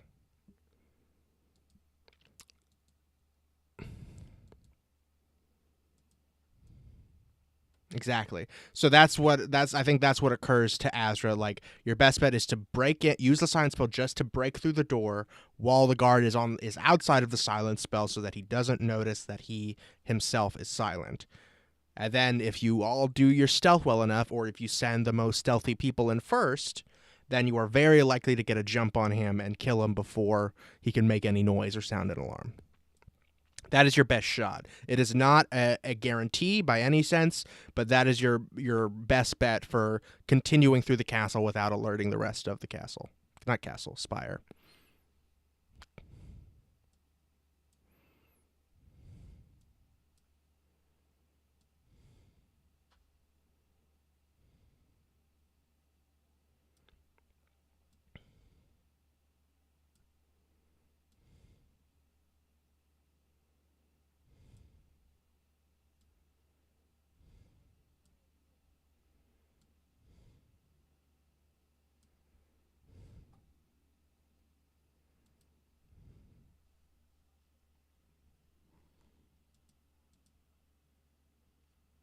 No, you didn't cast it yet. That's why I'm still moving it around.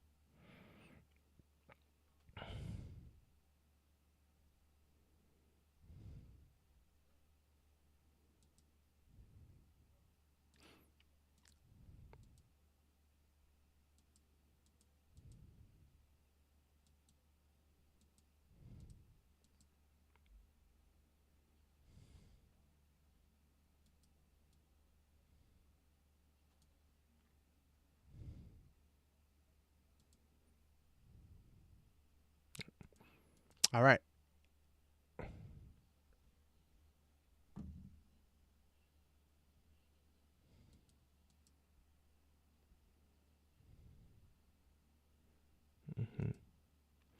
All right.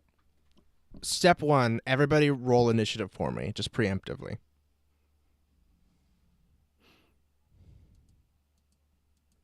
Hell yeah.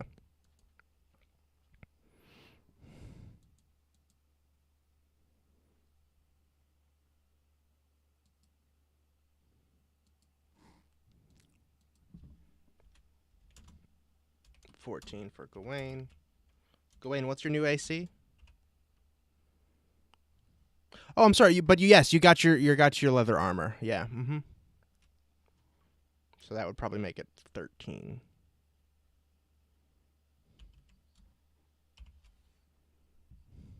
Sit. Hell yeah, 17 for nice for Azra. And then 17 for Boneless. Boneless, what's your AC? 13.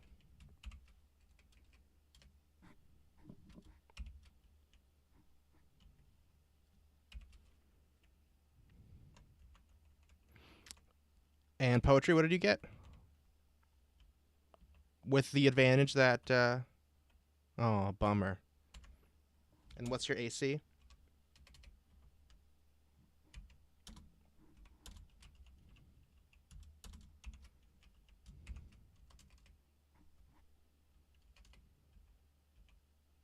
That's correct. 15. Gawain, Poetry, Esme, what did you get? 19. Holy hell.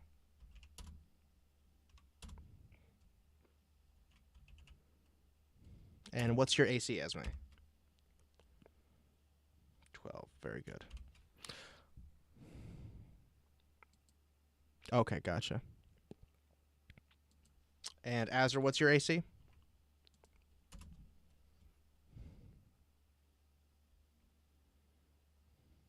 18. Delicious.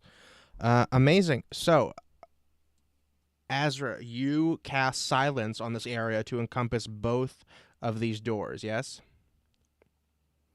Do you want to cast it farther in so that you have some coverage in here, or farther outside so you have more coverage out here?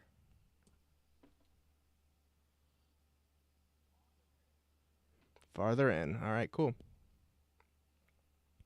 So there.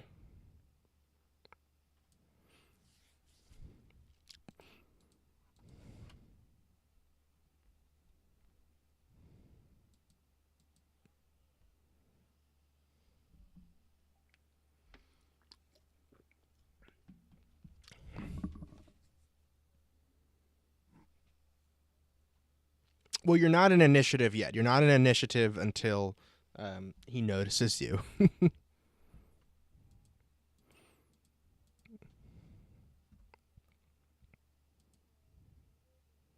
All right. All right.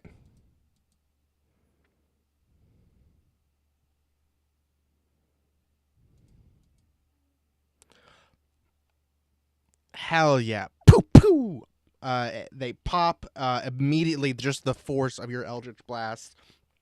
You don't even have to roll the hit. It's a big old door, and the both blasts, boom, boom, blast the door off of its little locking mechanism. You see it splinter, and the doors slam open, but not a single sound is made.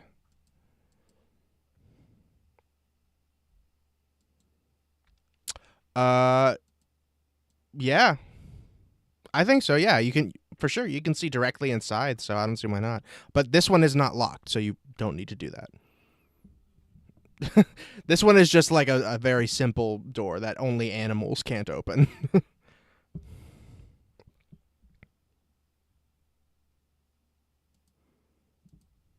All right, poetry. You're going in?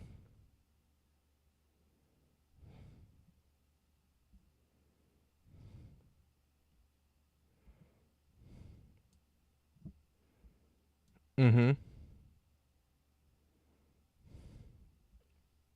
Hell yeah. I'm going to roll a d4 to determine which part of a room he is in, and whether or not he immediately sees you when you come through the door.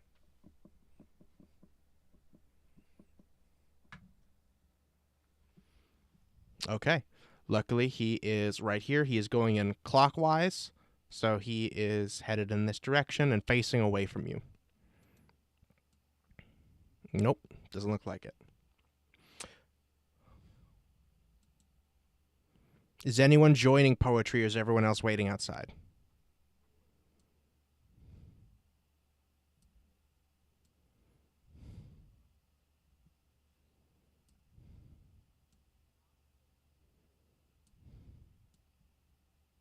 No, these guys go floor to ceiling.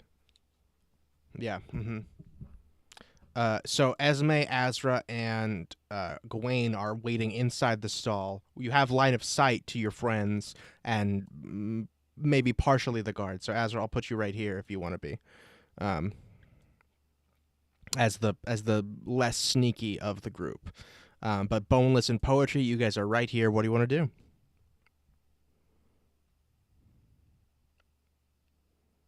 Are you gonna run up to him? What are you gonna attack him with? Go.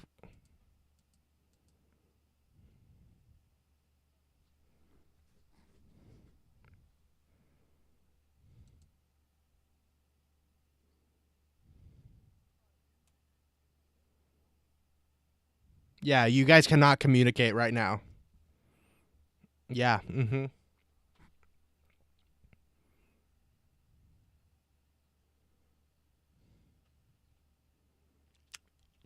All right, Boneless and Poetry, you have 10 seconds to decide what you're doing.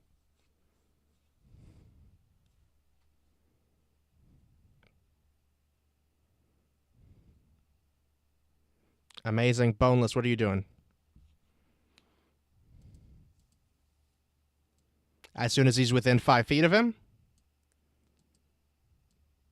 Amazing. I love that. Terrific. Poetry, give me a stealth check. Exactly. So you add 10 to whatever your stealth check is. Mm-hmm. You can hope.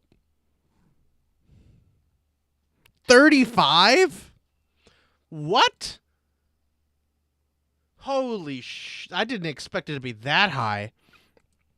Oh my god, so goddamn silent. Yes, this guy has no idea that you're coming. Holy shit. And you get within 5 feet of them, you're about to do a grapple. Boneless, that's you. Give me you get a sneak attack with advantage. And I think it's an auto crit, maybe, if you hit him.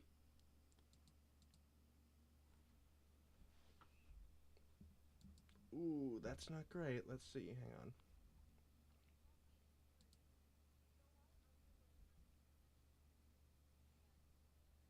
Good idea. Let's see.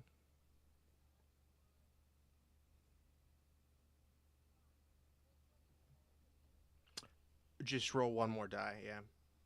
What was the higher one? 14? Unfortunately, that's not going to do it. So, that's rough. That's rough, buddy. Because if you had hit him, it would have been auto crit because he was surprised. So an arrow thuds into the door behind him. The soldier whips around, and Poetry, give me an athletics check to grapple him.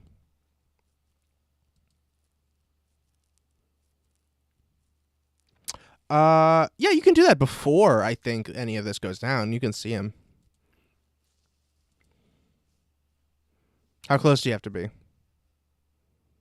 Oh, yeah. Yeah, I don't think, because you wouldn't be able to see him from outside, and now you're in the silence, so I don't... Like this way? I don't think so, because he would have seen you before. Yeah, because he's walking clockwise. Poetry, what'd you get for your athletics? Oh, boy. Sorry, that's with advantage, because, again, he is surprised.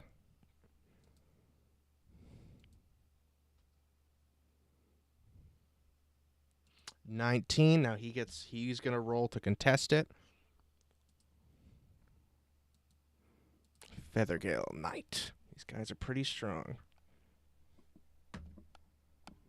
He gets a 14. You have grappled him.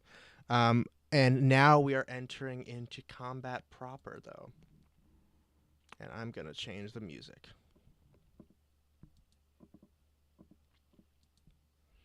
Yeah, for sure. Hell yeah.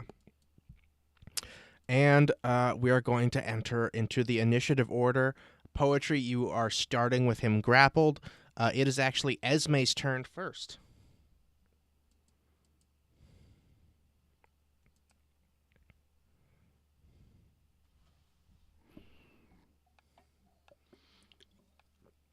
Indeed. 5, 10, 15. Are you trying to get over to him?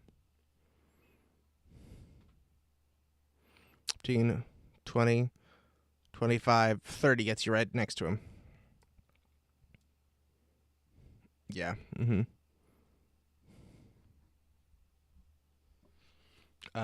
He's got him grappled, so he can't run anywhere.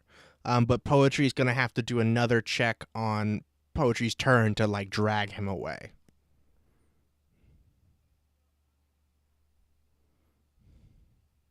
Oh, I'm sorry. Actually, one thing. Poetry, you have multi-attack, right? You have 2 attacks per action? Okay, so give me another athletics check to drag him, because you may be able to move him a little closer.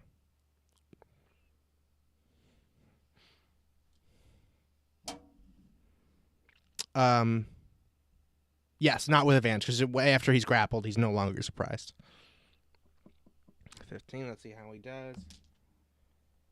He's got an 11. Shit, I'm retiring this die. This die is poop. I want this to be harder. Terrific. Yeah, you drag him 5 feet. Making it a little easier.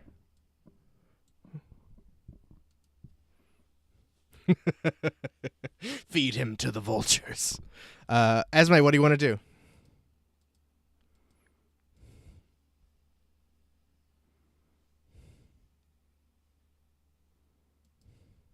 No, it's Esme.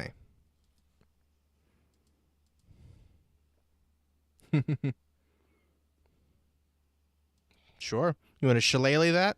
Bonus action shillelagh, then hit him?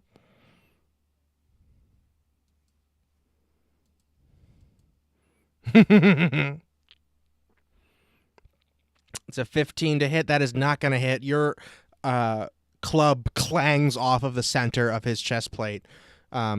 It doesn't make a ringing sound because it's scale mail, but it makes a very loud metal rustling sound. And that is your action and bonus action. You don't have multi-attack, right? No, okay. That was your thing. Yeah, that's as far as you can move. Now it's boneless. You get another shot. He still has not acted.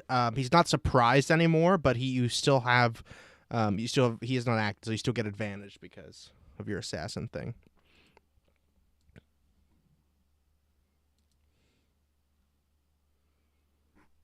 $5, $10, $15. Mm-hmm. As long as he's not next to you is the only thing.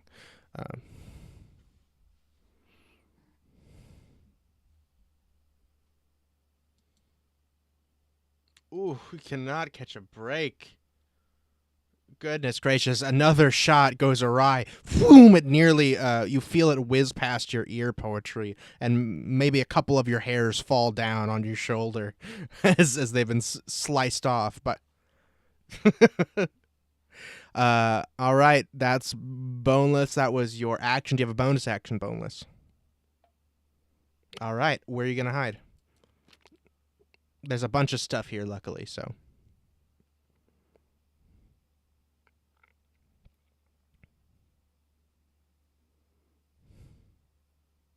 Yeah, this is like a hay bale. There's a crate here. You could jump into this stall right here. There's a... Yeah, so you can jump behind this hay bale then.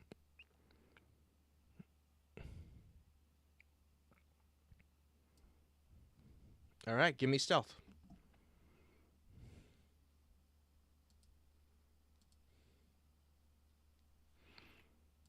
Whew, yeah, 16. You're golden. Plus 10 is 26 from Pass Without Trace. Indeed. As long as you're within, I think it's like 30 feet of Esme, you get the plus 10, and it is clutch. You dive, you are invisible. Nobody knows where you are. Everybody's looking at that pile of hay, and it's like, isn't there a person in there? I just saw a person go in there. And that is Boneless's. Azra, that's you.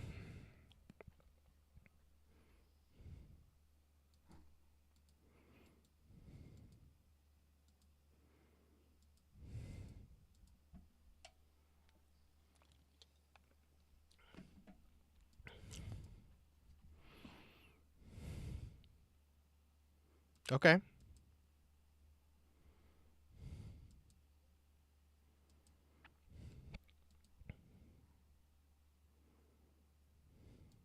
Ooh, that's a good one. Fairy Fire. He's going to make a deck save. Let's see. Saves. Nope. Come on. That's an 11. I don't imagine that succeeds. Mm-hmm. That's right. He is lit up with some fairied fire. I'm going to increase his brightness so we know he's fairy fired. Womp. Isn't Photoshop fun? Fairy fire. See, he's all bright now. That is your action. Do you have a bonus action, Azra?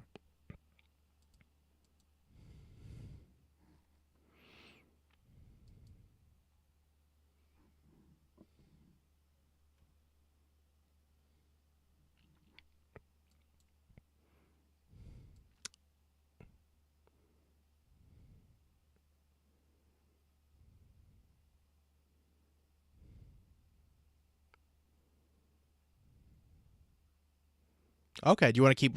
So, 25... 30 feet, yeah? 30 feet gets you right here. Is this where you want to be? Perfect. That's Azra. Yes, correct. So the point where the arrow is, this is where they go up. Mm-hmm. And that means, Gawain, that's you.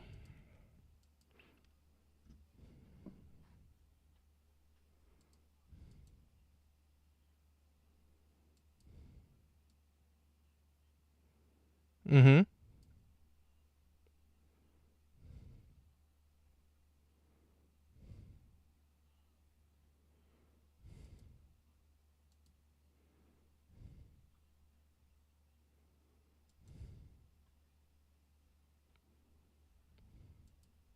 Mm-hmm.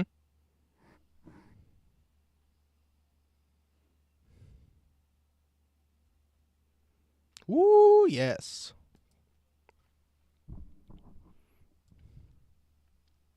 Awesome. Give me just a little acrobatics check to get around Poetry and this hay bale here, because there's not a lot of room. It's a very small space you're fighting. Hell yeah. You jump up onto the hay bale, giving you the perfect high ground to attack him. Give me those attacks. Grapple does not give advantage. He's not restrained. Yeah. That's right. Mm-hmm.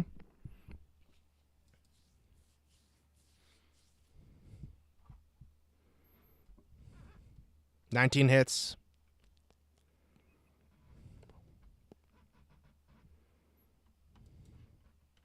All right, both of those are going to hit.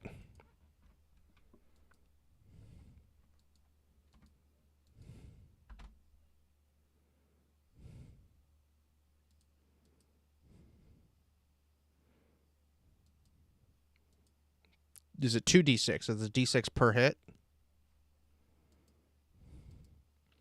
So that's 15 total, yes? You slice underneath his iron helmet, slashing across his neck. He starts bleeding there, and then down the right side of his exposed arm. He is not bloody, but you fucked him up really good, really quickly. Bless you.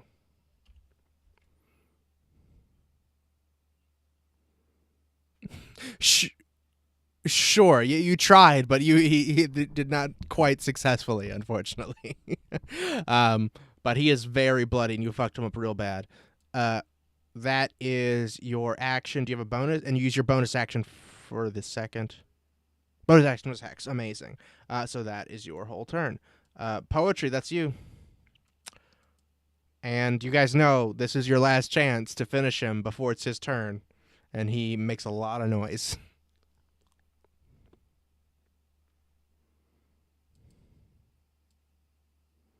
Mm-hmm. You just made it so he can't run away, which is very useful.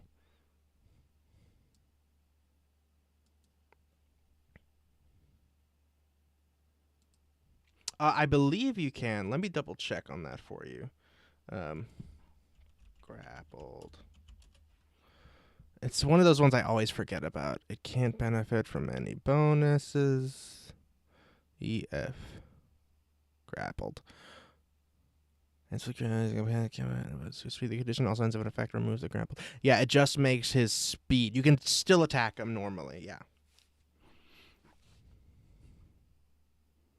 Sure, yeah, or your fists, whatever you want to do. Your short sword's probably better for at least your first 2 attacks.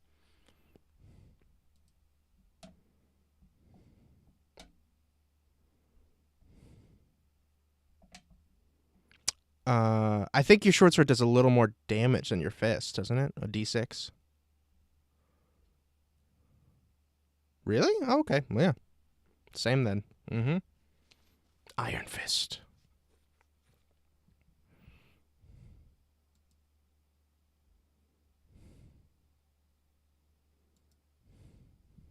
That's right. So...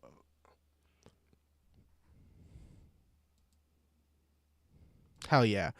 So you're going to roll... You have 2 attacks per action, and you have a bonus action to do Flurry of Blows. So give me 2 attacks with advantage.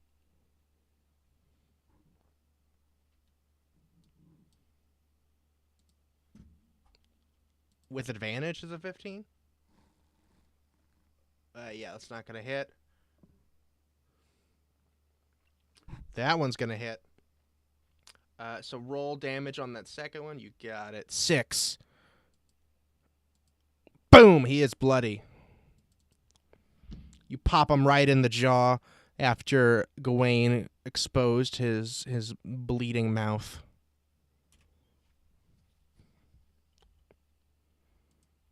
Indeed. So you can bonus action. You have to spend a key point to do Flurry of Blows. And I want you to make a wisdom saving throw with advantage.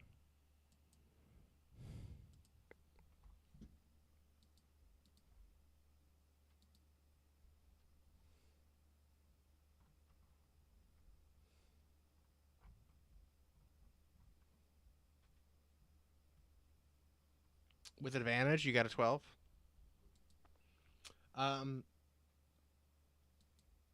Yeah. That's go for it. Go for your extra 2 attacks. Yeah, because you're going to spend a key point to do Flurry of Blows, right? Mm-hmm. And they still have advantage. Yep. Mm-hmm. Oh my god. Go ahead and roll that damage. Oh my god. Hell yeah. That's 8. He is still conscious, but very bloody. You got one more. See if you can finish him.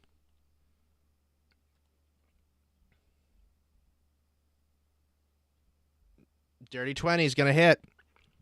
So, Gawain, you jump onto the hay bale and slash down on him with both of your scimitars, one across the neck, one across his arm, and he reaches up towards his neck, exposing his torso, giving Poetry the perfect opportunity to just pummel him in his guts, and finally upper cutting him right to his face,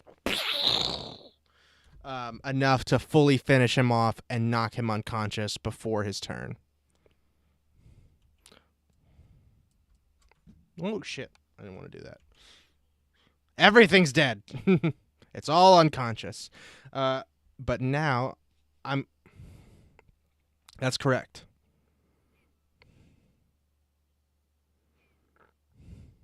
Just all the way.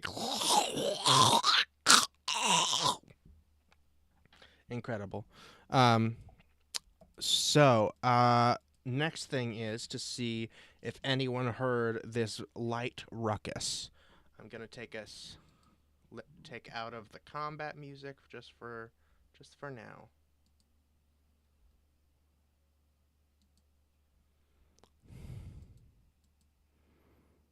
Oh, okay.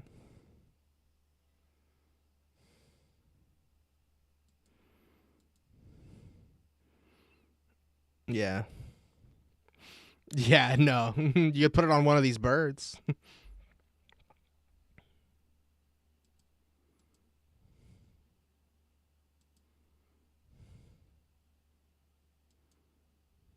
Okay, very cool. Awesome. I'll put a little mark on the griffin. Make it, come on, purpley.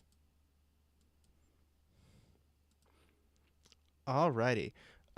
So now I'm going to, let's see, make some checks for the people that are upstairs to see if they heard that small amount of ruckus.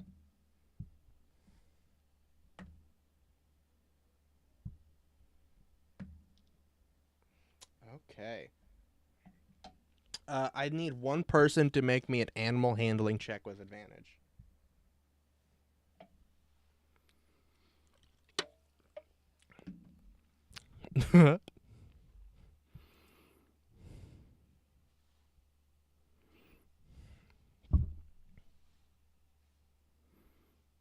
Mm-hmm.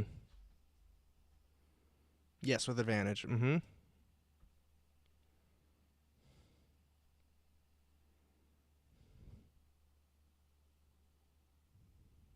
19? Amazing. So as soon as blood is spilt, all of these birds start freaking out a little bit. A couple of them wake up and so they go, they start cooing like pigeons. And Azra, since you are the one that has gone the long way around, you are able to start to walk up to them and just calm them down a little bit to prevent them from making any extra noise. Everybody give me a perception check.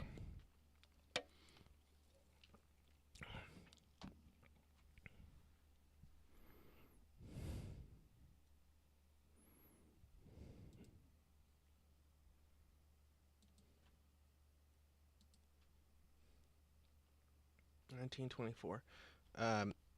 Incredible. Oh my god. Only with a 24 does Azra hear the sound of a creaking bed directly above you.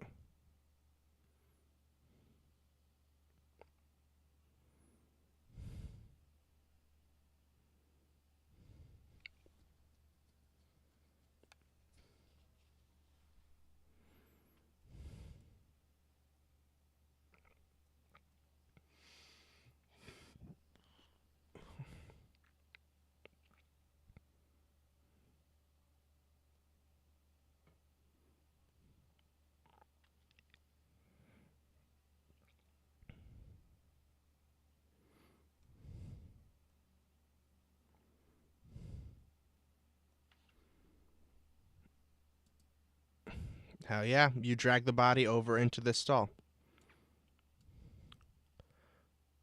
And now you start to hear footsteps coming down the stairs.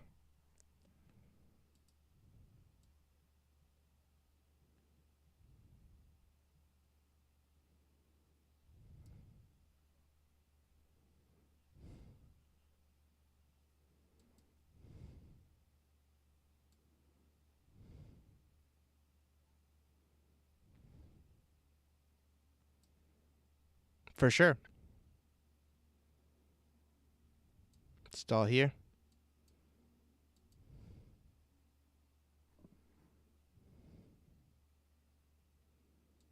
Sure, yeah. You want to push it over to where he fell?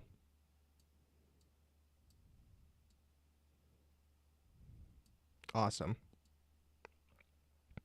Gonna stay hidden behind this crate over here then. Is that right? Amazing. Azra, what are you gonna do?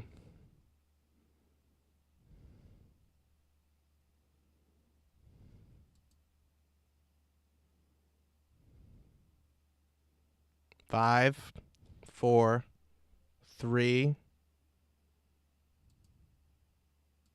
Okay. You gonna stay put though?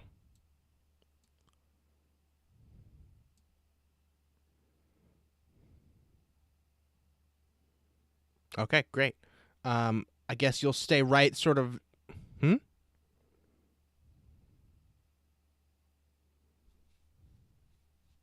Okay. Yeah, that's true. You do.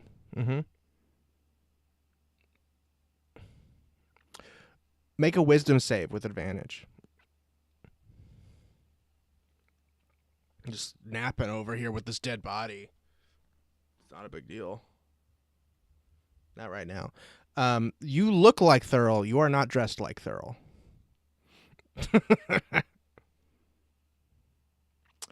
Yeah, but it's a little too late for that because you need like a couple minutes to do that. And even still, like he's got nice armor, it's hard to make a disguise like that.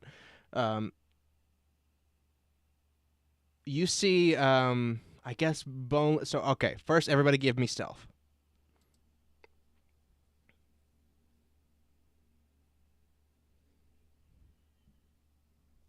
You still get the +10.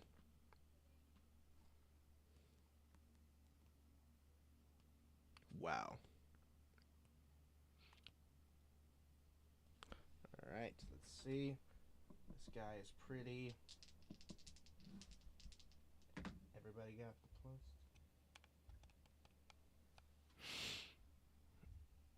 Yes, everybody is so sufficiently hidden. Miraculous. You guys see one of the monks that you saw teaching Tai Chi come downstairs and start looking around. And Azra, you're going to cast Sleep.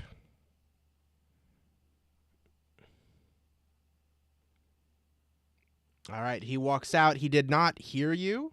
But he is just going to step out and look around, and you are in plain sight, so you get to try to cast Sleep on him. If it fails, we're going to enter initiative.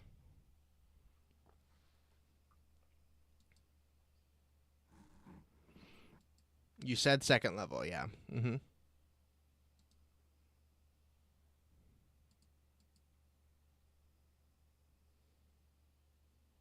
think it's what, like 78? I think it's 5d8 is the normal, right? You get 2 more for the extra level, so it's 78.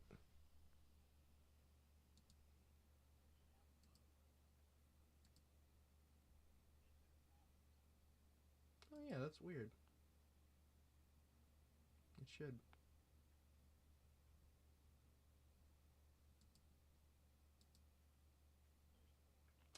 Holy shit. Guess how many hit points this guy had? 33. Oh my god. Yeah, I think he just looks around and as his head starts to turn in your direction, he immediately just slumps to the floor and is asleep. Mm-hmm. Yeah, he is asleep. He's incapacitated.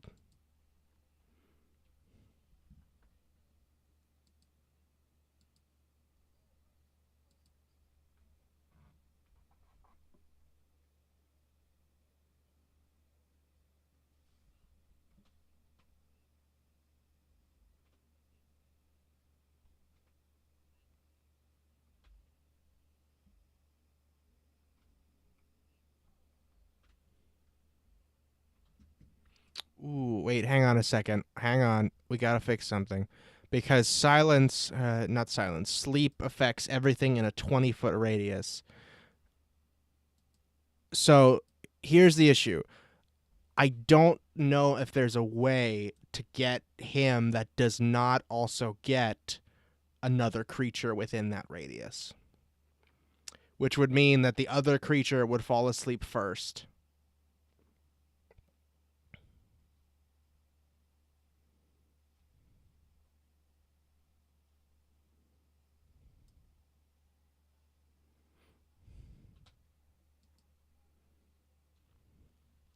So Boneless would fall asleep.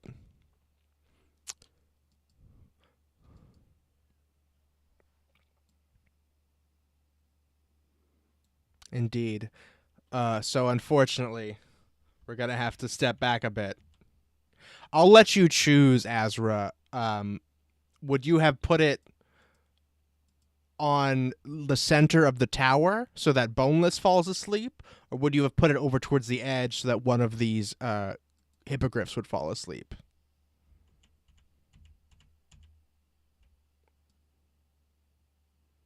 No, he wouldn't, but he was about to see Azra. So Azra, do you choose? Does Boneless fall asleep or do the hippogriffs?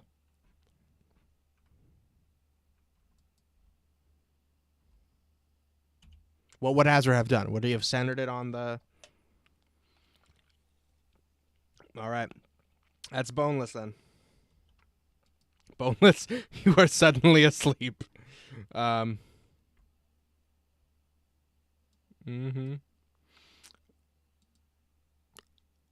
All right. Now let's go back into initiative. We're going to keep initiatives as before, but this guy is ready to go, and he's going to roll his initiative. He did not. Boneless fell asleep instead. Be a very tragic accident. Oh, no.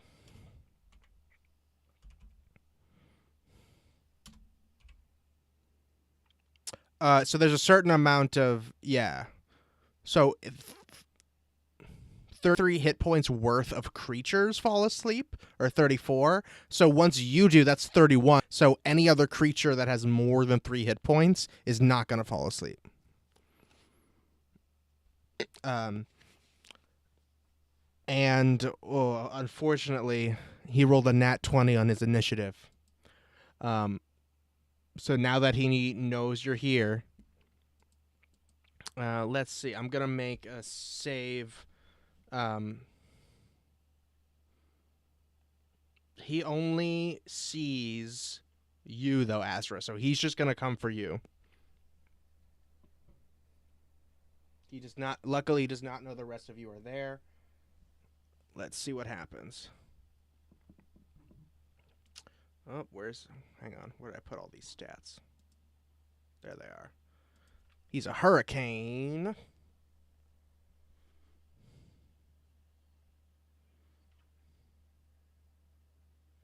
Mm-hmm. He's gonna make 2 unarmed strikes. First one.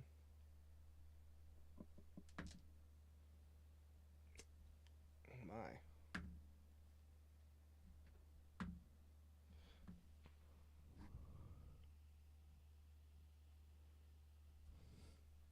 Oof. So he runs up to you. He takes just 2 attacks. Neither of them hit. You're able to dodge one of them. The second one, you deflect off of your gauntleted arm. He's gonna do his. Let's see. Yep. He's gonna do his flurry of blows. Holy shit. Okay, that one finally hits. He finally gets one good smack on you for 6 bludgeoning damage as he punches you square in the face, Azra.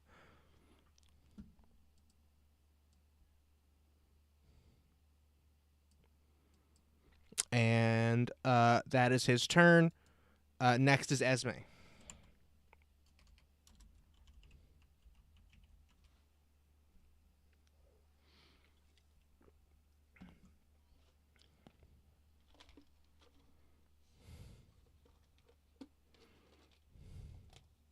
No, they calm down, but if more blood gets shed or something, they might start to freak out again.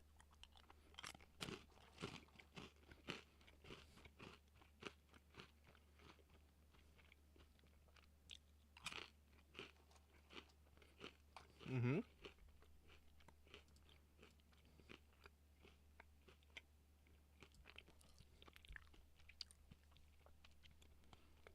All right, what's the range on that?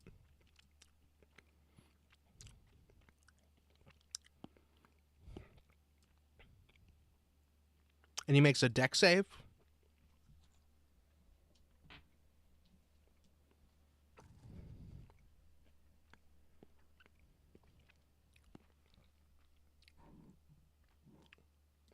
All right, do you roll to hit or does he make a save? Hell yeah, roll to hit him. Nat 20, oh my god.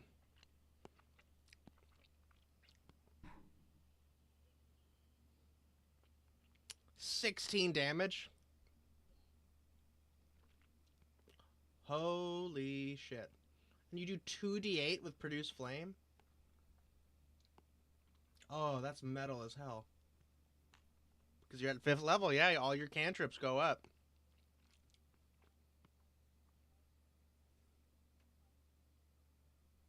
Mm-hmm.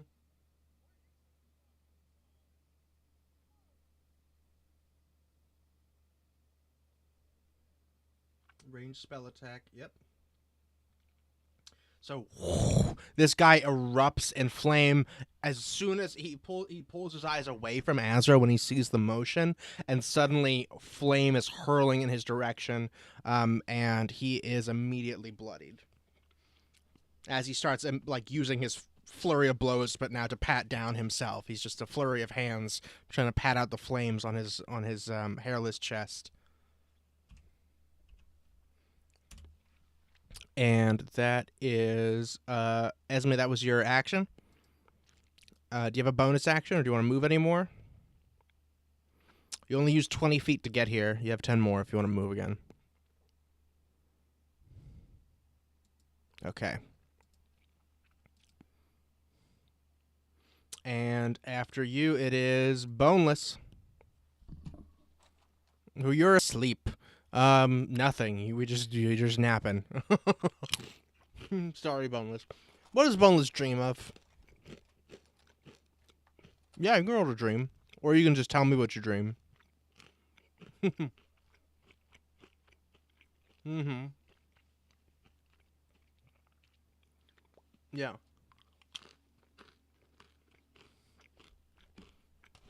Is that a good dream? Boneless is dreaming about killing.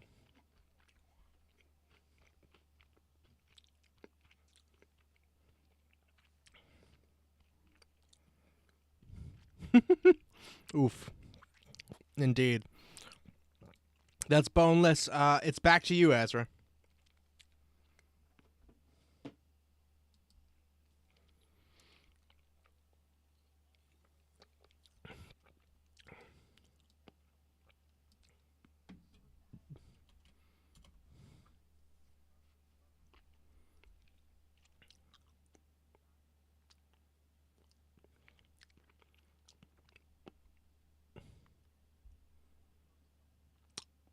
Okay. Just so you know, you are at point blank range. So if that's a ranged attack, you're going to have disadvantage. Yeah, it's a ranged attack.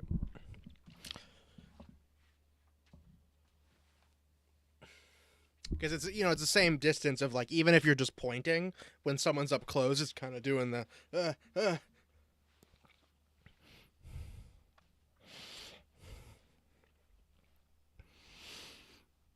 All right. You gonna take a hit? All right, he's gonna try to hit you again. Finally, one of them's gonna hit.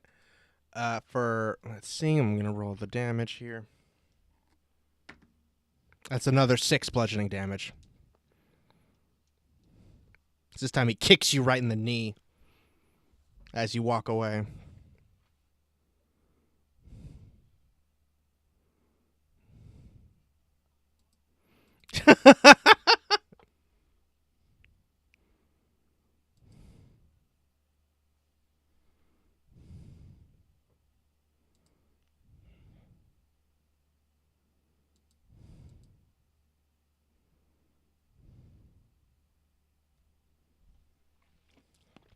It's a nat 20. Oh my god. Wait, what? Holy shit. 8D. What, did you do like a 3rd level guiding bolt?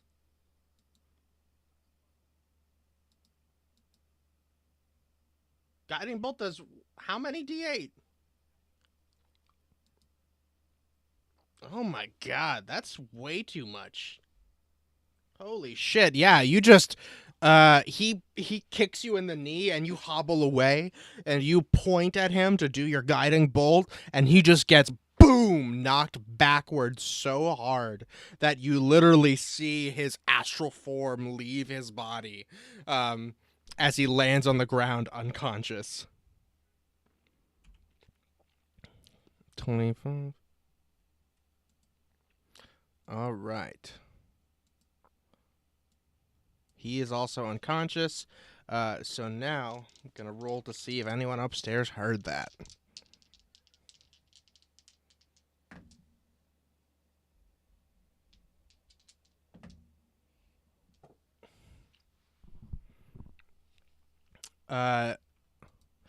He's not, again, he's not quite dead, but you did more than enough to knock him out.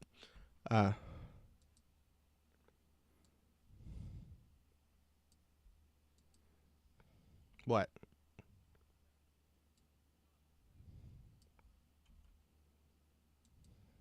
All right, yeah, you want to throw him off the edge? Hell yeah, it takes you a long time to drag him all the way over, but you drop him off.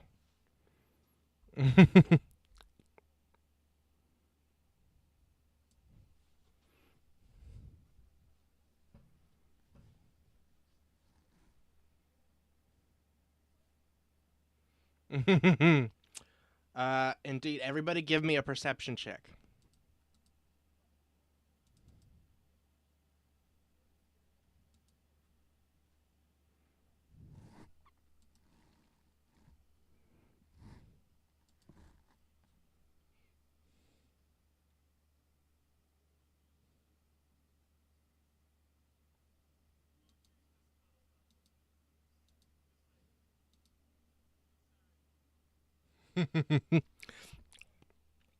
Okay. You perceive Gawain and Azra. You guys are as soon as this guy drops unconscious, you all kind of pause and listen, just to be like, did we set off the alarm yet? And you're listening, and you're listening, and you hear something from upstairs, but you're not sure if it's someone coming down here yet. It could be someone just walking around. It's not nearly as distinct as before.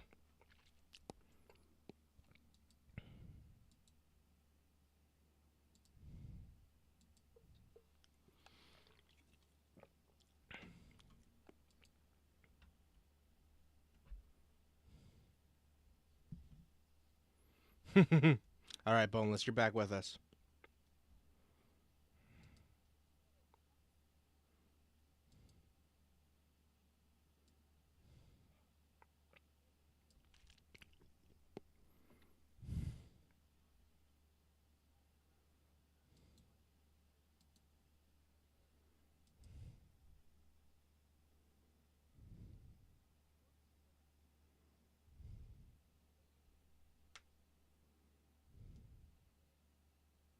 No.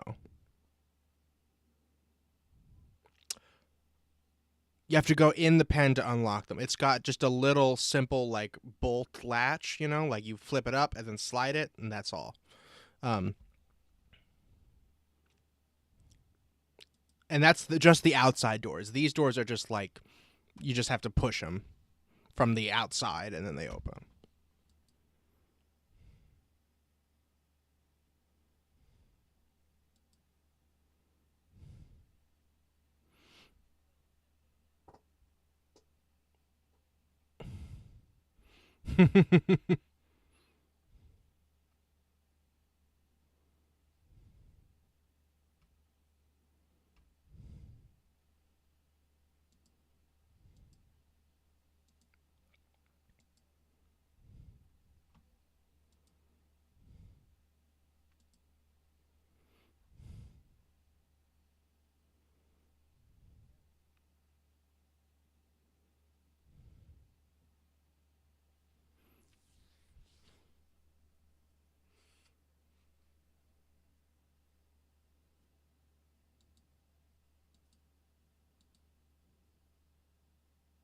Oh, a little dog. Is that Kevin?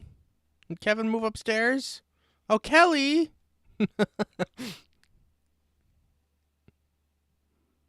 Oh, she's perfect.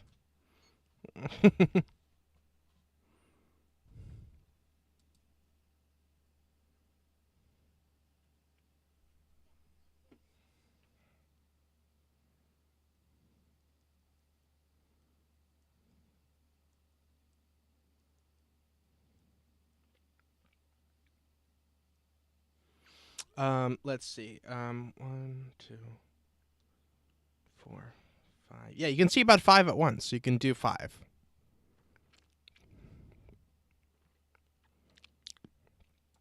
Mm-hmm. And does it make a saving throw?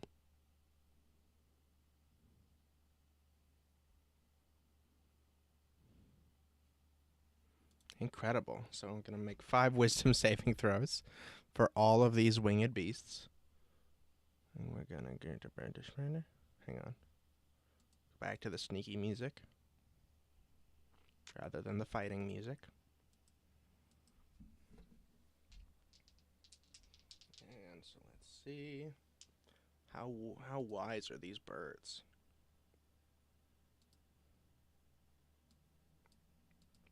All right. So they got to beat a 12 on their wisdom. Okay, pretty wise for them.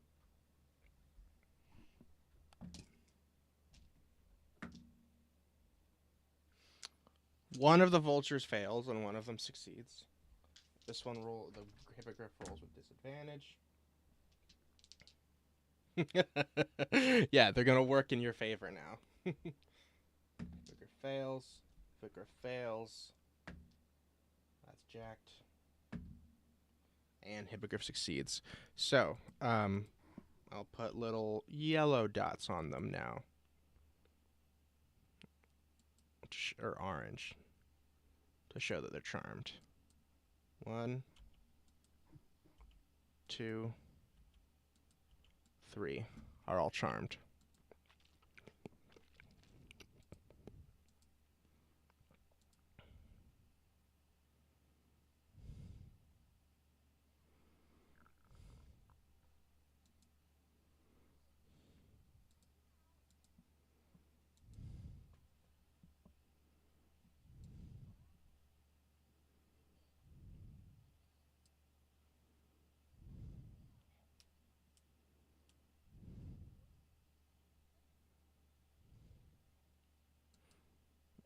You're just be giving a speech to the birds. To all of the birds, indeed. Mm-hmm. They nod like they understand you, even though you know they don't.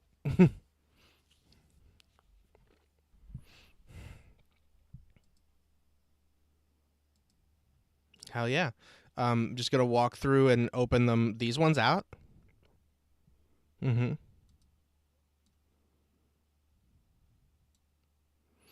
They eat meat.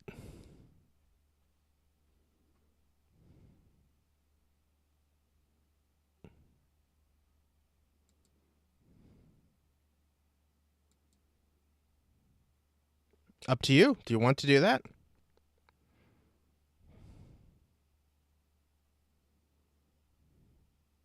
Okay, yeah, you strip him naked, and you drag his body out here, and throw him off the edge. And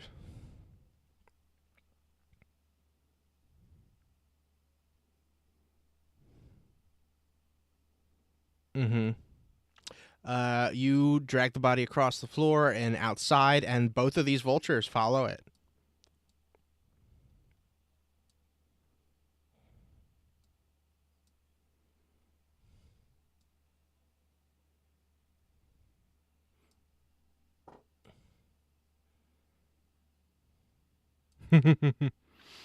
Indeed. What's everyone's passive perception?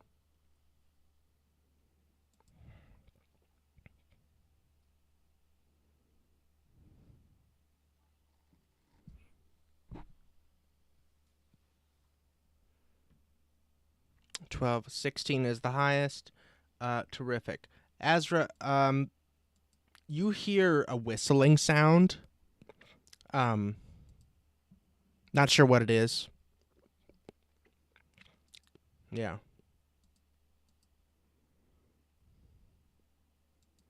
Oh, for sure, yeah. Mm-hmm. Amazing. You all did that. You have the clothes of the one of the Feathergale knights. Several of the birds are gone. There's still these 3 that are stubborn and are not charmed by you.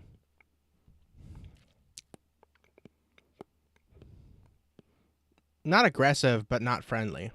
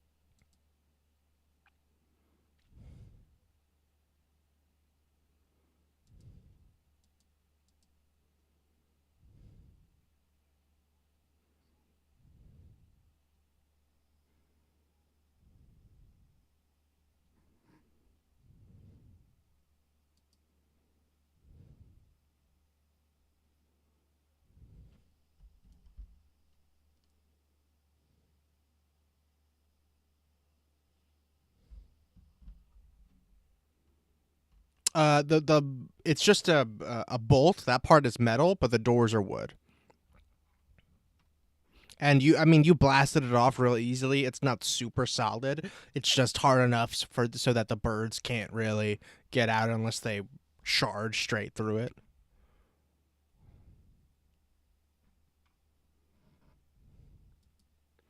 It's obvious they don't expect people to come in this way. They're 400 feet up on a spire, you know.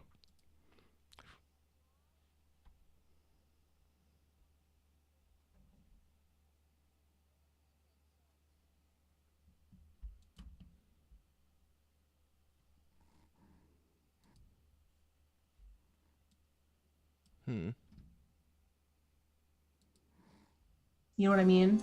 And so I have a feeling that like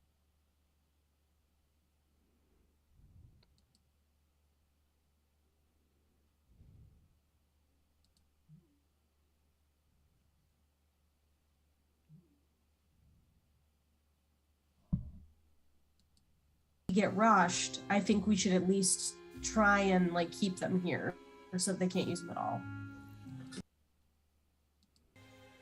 Because we don't have a lot of time. I think you know that we're here. Well, I mean, we could just risk just go in, open the doors, and let him out.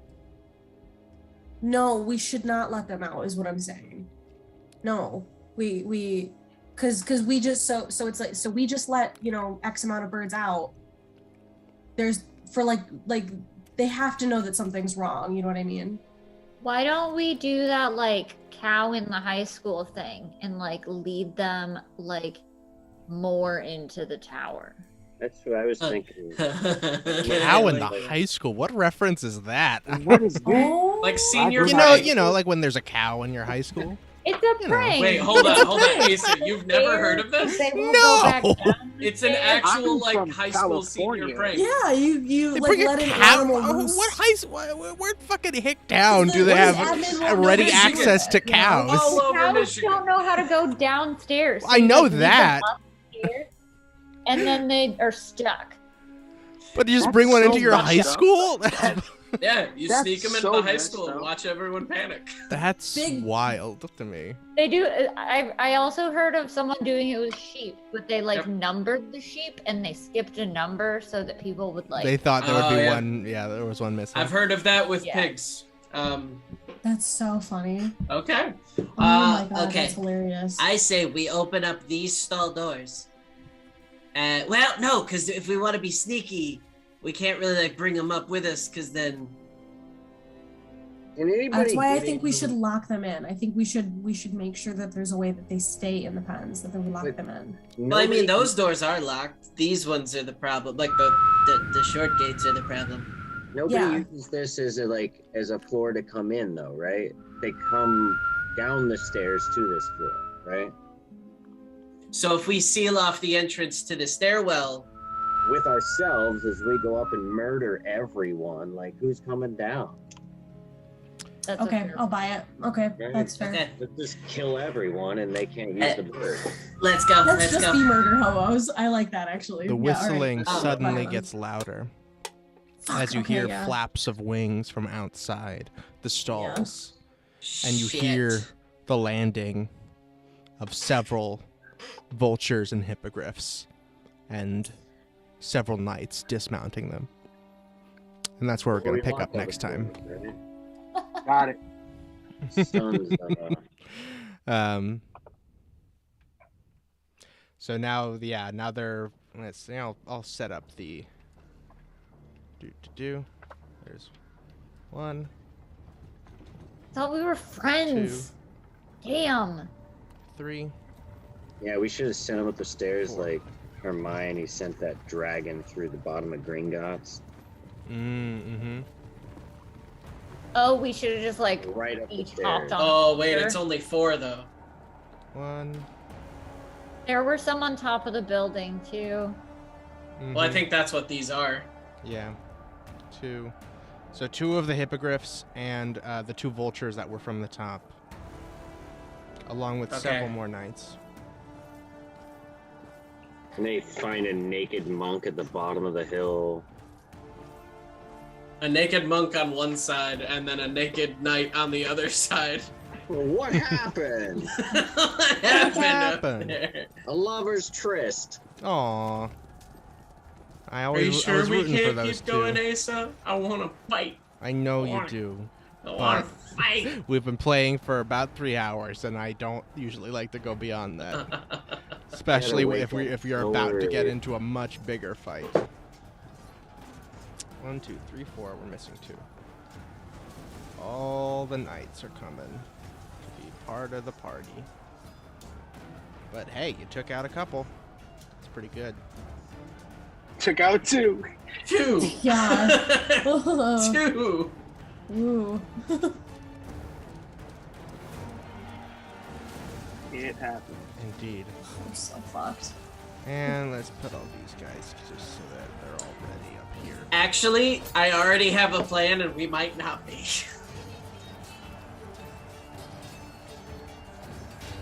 Yep. These guys are Yep, waiting I got a around the plan. steps. Can we say that Gawain says something to the party before we end? Sure. Gawain goes, Hey, y'all remember the tentacly bullshit I did earlier? Yes. I can put it in this room and we go up. Yeah, How long you does it last? Let's do it. All right. Well, hopefully that'll work next time. All right. Thank you guys so much for playing. And thanks to anybody that was watching with us. This is our premiere, our pioneer voyage on YouTube. So hopefully it'll turn out good. And we'll be able to keep doing it on YouTube. And more people can watch us and enjoy our story that we tell together. Once again, I'm Ace the Game Master. I'm your friendly neighborhood game master. If you want to play D&D with me, just shoot me a message on YouTube, Instagram, anywhere. I'd love to play D&D for you. Or teach you how to play. That's my favorite thing. And I'm a professional game master, so I'd love to do that. We've also got some lovely players. Tell lovely players, let's introduce yourselves and tell the people where they can support you. Let's start with Azra. Who are you, Azra? Hi, I'm Azra. You can call me Shanks. Y'all can find me on Twitter or TikTok at HBShanks16. Indeed. We've also got Gawain. Who's Gawain? Can I go last? No. Fine, yeah. Okay. Esme. Hi, I'm January. You can find me on TikTok at DangItJanuary or on Instagram at DangItDesign, and my website is the same thing. Indeed, Dang It DangItDesign.com. Design. Great stuff. Thank you, January. We've also got Poetry. Who are you, Poetry? I'm Joe Kirby. I'm playing as Poetry Hindergrass, and currently I can't really be found anywhere because I'm spending all my time building a house. Good. That's exciting. And we've also got Boneless. Who are you, Boneless? I'm Mary, and you can find me on Instagram at MaryMonster. Indeed. And last but not least, we've got Gawain. My name is Alex. If you go to a deep, dark wood, trail for a couple hours, eventually you'll stumble across a very, very small cabin with a second story with a green light coming out of the second story window. You'll see a silhouette. Knock on the door 3 times, spin around, spit on the floor, knock 3 times again, and I will answer. And he'll be completely naked. That's how you find Yes. Alex. Thanks again to anybody that watched with us. Thanks to anybody that watches later. We appreciate you. Please join us again next time. Everybody say bye, stream.